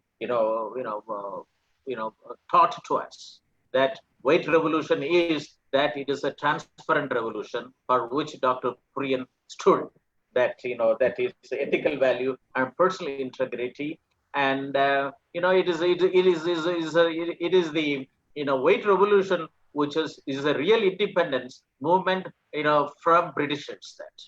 That thank you very much, Dr. Dalwai, and then as the philosopher mentor for the Center for Agricultural Informatics, E-Governance Research Studies of the Shobhit University, and we would like to network with you and bring it out, the operationalization of the 7 mission mode project which you have recommended to the Government of India for bringing in digital technology in agriculture, and also your other recommendation of bringing out the cooperative informatics network and the e-cooperatives in a very big manner, not only the agricultural cooperative societies and also non-agricultural cooperative societies, because both are interlinked.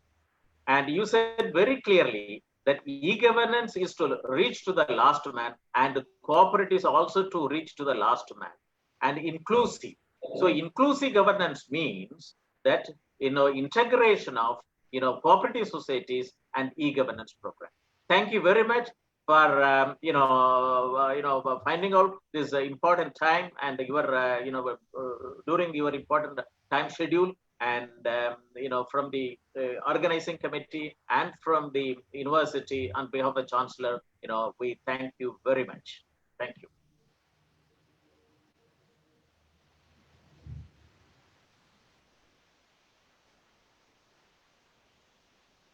So now I would like to invite Mr. B.K. Mishra, and he is the Managing Director of the National Federation of Fisheries Cooperative Limited, which is an apex body of fisheries cooperatives in India, which has about about 20,000 primary fishers cooperative society in the country, and he is the leading light in the fisheries cooperative movement. And I have been interacting with him for more than 2 decades, and he has large interest to bring in digital technologies in fisheries cooperative movement in the country, and also reskilling, upskilling, and skilling of the fishers with respect to bring in income productivity in a big manner. Mr. Mishra has the richest contribution to the fisheries cooperatives development in the country. He was also the vice chairman of International Cooperative Fisheries Organization for around 7 years, and he was awarded for his contribution to the global fisheries. Mr. Rajiv, I will request you to, give your special address, but there is a time limit, and you give that. What is your recommendation for the fisheries cooperative societies and e-governance for the benefit of mainstreaming fisheries cooperatives in the country? Mr. Rajiv. Thank you very much, Dr. Mani, and the Honorable Chancellor Vijendra ji, Dr. Ashok Dalwai ji, His Excellency Dr. Manoj ji, Mr. Satyanarayana, and other distinguished panelists and dear participants. I think we are passing through a very crucial time, COVID-19. Simultaneously, we are focusing on various revolutions. We have achieved 2 revolutions, green revolution and white revolution. Now it is high time for the blue revolution. And in a country like India, where there are different sectors, public sector and private sector, the cooperative sector is the balancing sector. So it balances the ups and downs, and the movement operates at the grassroots level. I have a brief presentation of the fisheries sector and the fisheries cooperatives in a nutshell, because it is a new subject. We are diversifying from agriculture to fisheries. So I want to highlight something related to fisheries cooperatives and fisheries cooperative movement.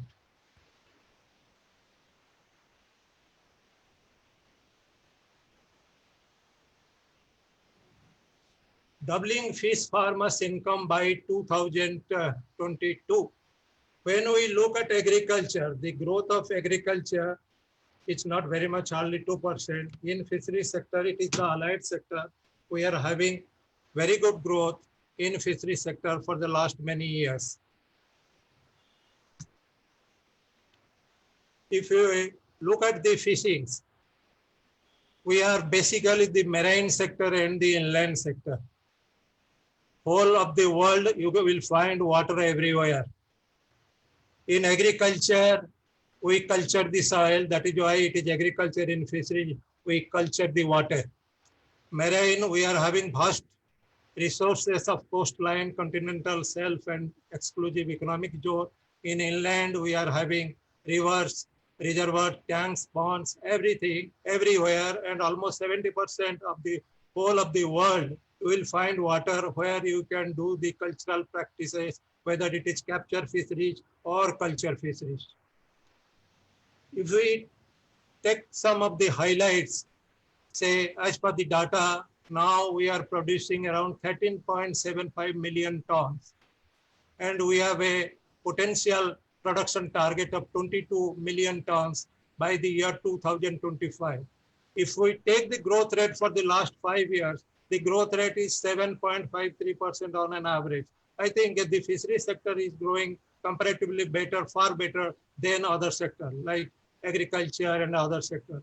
That is why I say it is the balancing sector in the agriculture scenario itself, like the cooperative, which is the balancing sector between the public sector and the private sector. But the fact is, our per capita consumption is hardly 5 to 6 kg. We will have to double it. Then our productivity is only 3 tons per hectare, but we have to enhance it to 5 tons per hectare. But the focus area is the post-harvest losses. Post-harvest losses is around 20 to 25%. We will have to cut it down to 10%. So there is a lot of potential in this sector, so that we will have to focus, we will have to make our strategy accordingly. Recently, there was an announcement of Pradhan Mantri Matsya Sampada Yojana. There is a total outlay, including central, state, and beneficiary, 22,050 crores. Even for the Fisheries Infrastructure Development Fund, there are 7,522. These are exclusive funding for the fisheries development, fisheries infrastructure development. If we come down to cooperative, we'll have to link these fisheries to the cooperative. What the cooperative movement like today? We are having a national level cooperative federation. We are having 21 state federations, 7 regional federations, 132 district federation, around 22,000 primary fisheries cooperatives at the grassroots level. As it was mentioned, there are not 5 lakh cooperatives in the country. There are over 8 lakh cooperatives in the country, 8 lakh cooperatives. And in the fisheries sector, there are 22,000 primary fisheries cooperatives at the grassroots level. They have to be empowered. Our e-governance system, it should be like to empower the fishermen community at the grassroots level, and our membership base is around 34 lakhs. In our country, there are about 1.6 crore active fishers, and we are representing around 33 lakh fishermen. So there is a large area where the cooperative has to be empowered and they can focus on the development process. If we take the fisheries cooperative structure, we can find in different states, we are having the fisheries cooperatives. This is everywhere, and it is a federal structure. The fisheries and cooperation, both are state subjects. That means the state governments take respective decisions. In India, we are having 21 state level federations. These federations are doing excellent work. For example, in Kerala, we are having Machafed. In West Bengal, we are having Benfish. In Gujarat, there is GFCC. They are the pioneering organizations in the cooperative sector doing excellent work. And 2 years back, we did a study. Their business turnover is over 1,500 crores. They immediately need 500 crores. In a particular year, they need 500 crores. Even in cooperative sector, we are having 22,000 primary level cooperative sector, cooperative members. So you can very well judge the demand of the fishery cooperative sector in the entire basket of budget availability. You see the need of the fisher cooperatives, they are the poorest among the poor. They are the bottom layer of our socio-economic strata. They are socio-educationally backward, and they are basically from the scheduled caste and scheduled tribe community, and they are economically backward. They need infrastructure, they need inputs, they need technology, they need managerial support, they need policy support, financial support. Now the government has declared about this Kisan credit card facilities to the fishermen. It has to be extended to the fishermen. Even most of the banks are not aware of that. So this scheme to be propagated at the grassroots level to enroll all the fishermen, fish farmers, to derive the benefit of the Kisan credit card. Let the Kisan credit card to be issued to them, and there is parity with agriculture. Unless there is a parity with agriculture, you see, in fishery sector, the growth is much more. In fishery sector, there is much more potential. We are contributing almost 45,000 crores of export of fish, marine fish, to different destinations. We are having excellent growth of more than 7%. But the thing is that somehow we didn't have the parity with agriculture. Now the parity has come with the Kisan credit cards and other facilities, but we'll have to see that should be uniform for each and every item for agriculture and fisheries. That should be uniform. Fisheries, FISCOFED is the apex body. It is located at Delhi, and we are coordinating with all the federal cooperative organizations. We are having offices in almost all the zones of the country. The country is having 6 zones. We are having the networking with all the state level cooperatives, all the district level cooperatives, and all the state and district, they are federating with the primary level cooperatives. So we want that the technology is well transferred to the primary cooperative societies at the grassroots level. So it is the linkage system.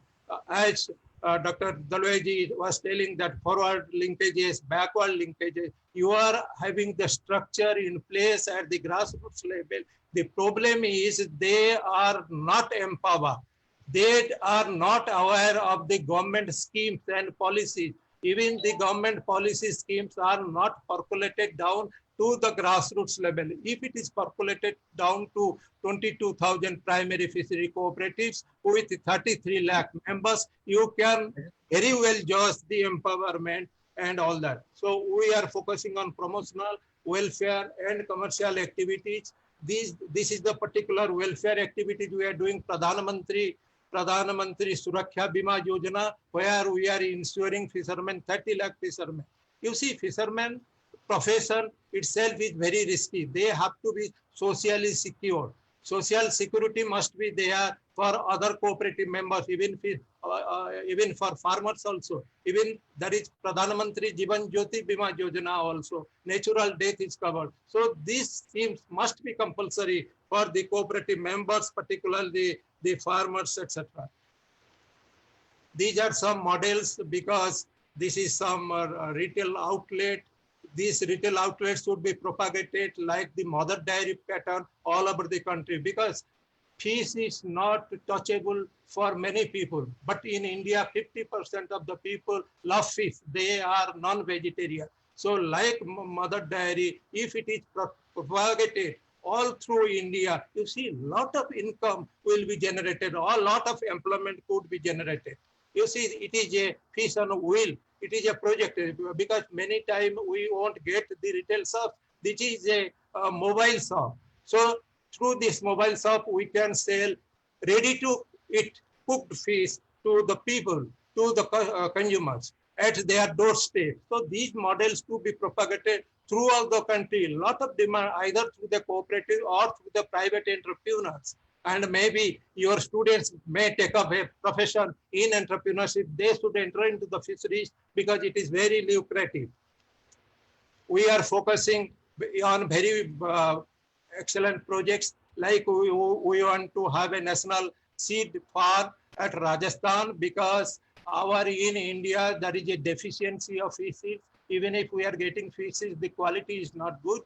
That quality has to be improved. We are focusing on fish farmers, producer organization, what Dr. Dalwai told, that fish farmer producer organization, the government has a target for 500, and we can identify also 500 in coming 5 years. We can supply inputs like agri clinics at the grassroots level through our primary fisheries cooperatives. We can supply that distress alert transmitter to the marine fishermen who are going on high sea. They will have to put a alert for their life saving, that will be dead, and red fish, ornamental fish, and Swachh Bharat Abhijan. The Prime Minister, Honorable Prime Minister, is focusing more on Swachh Bharat. You go to any fish market, it is in very bad shape.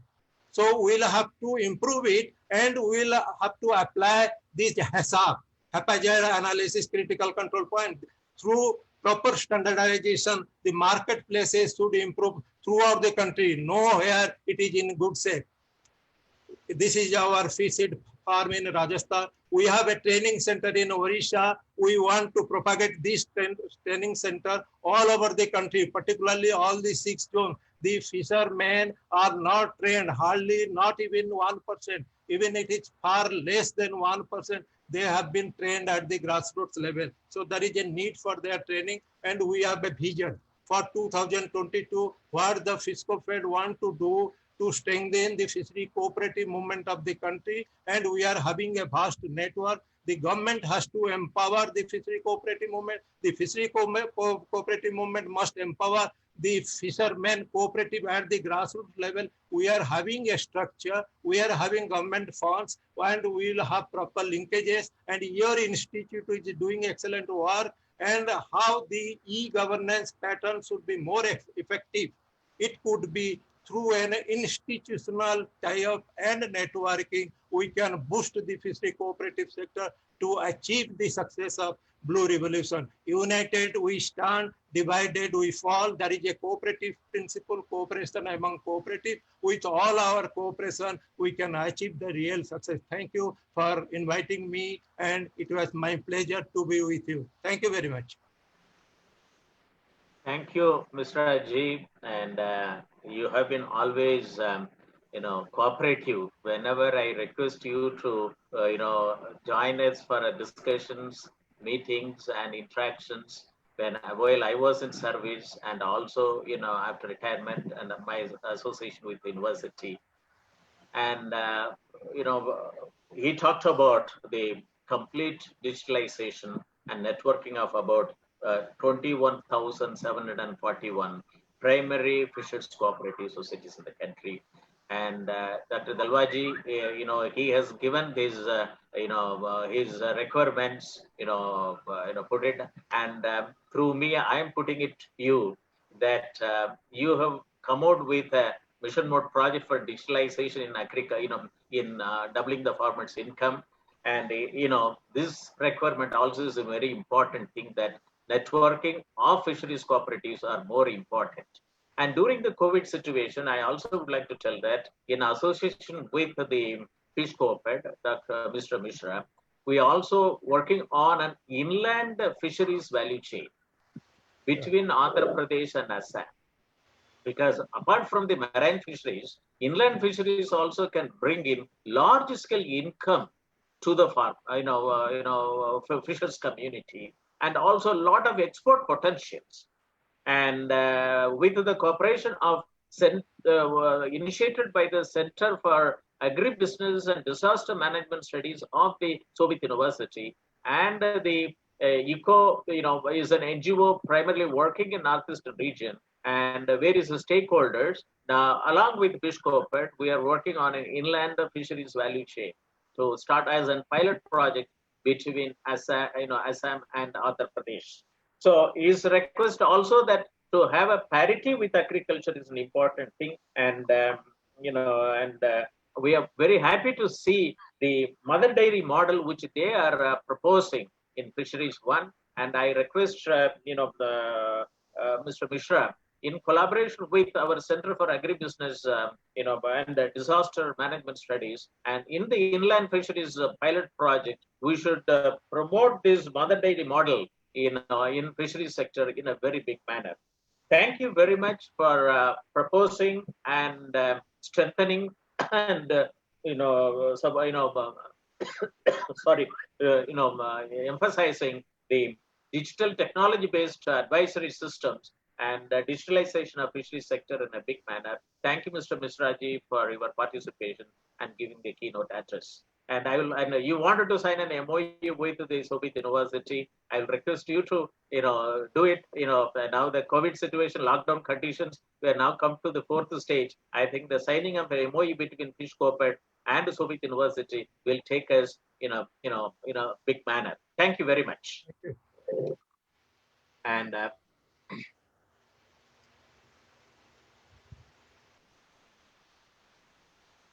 now I would like to request Mr. Satyanarayana, the Chief Executive of National Cooperative Union of India, to address. And it is my responsibility to introduce Mr. Satyanarayana in a professional manner. Shri N. Satyanarayana is the Chief Executive of National Cooperative Union of India, having the educational qualifications of bachelor degree in commerce and a fellow member of Institute of Chartered Accountants of India, worked in various institutions, namely National Hydroelectric Power Corporation, National Industries Development Corporation, Tribal Cooperative Marketing Protection of India, and various capacities, particularly head of finance. He has been working, with the National Cooperative Union of India as its Director of Finance, Executive Director, Director General NCCT, and the Director of Nationally Important Institute, Vamnikam, Pune, and currently Chief Executive of National Cooperative Union of India.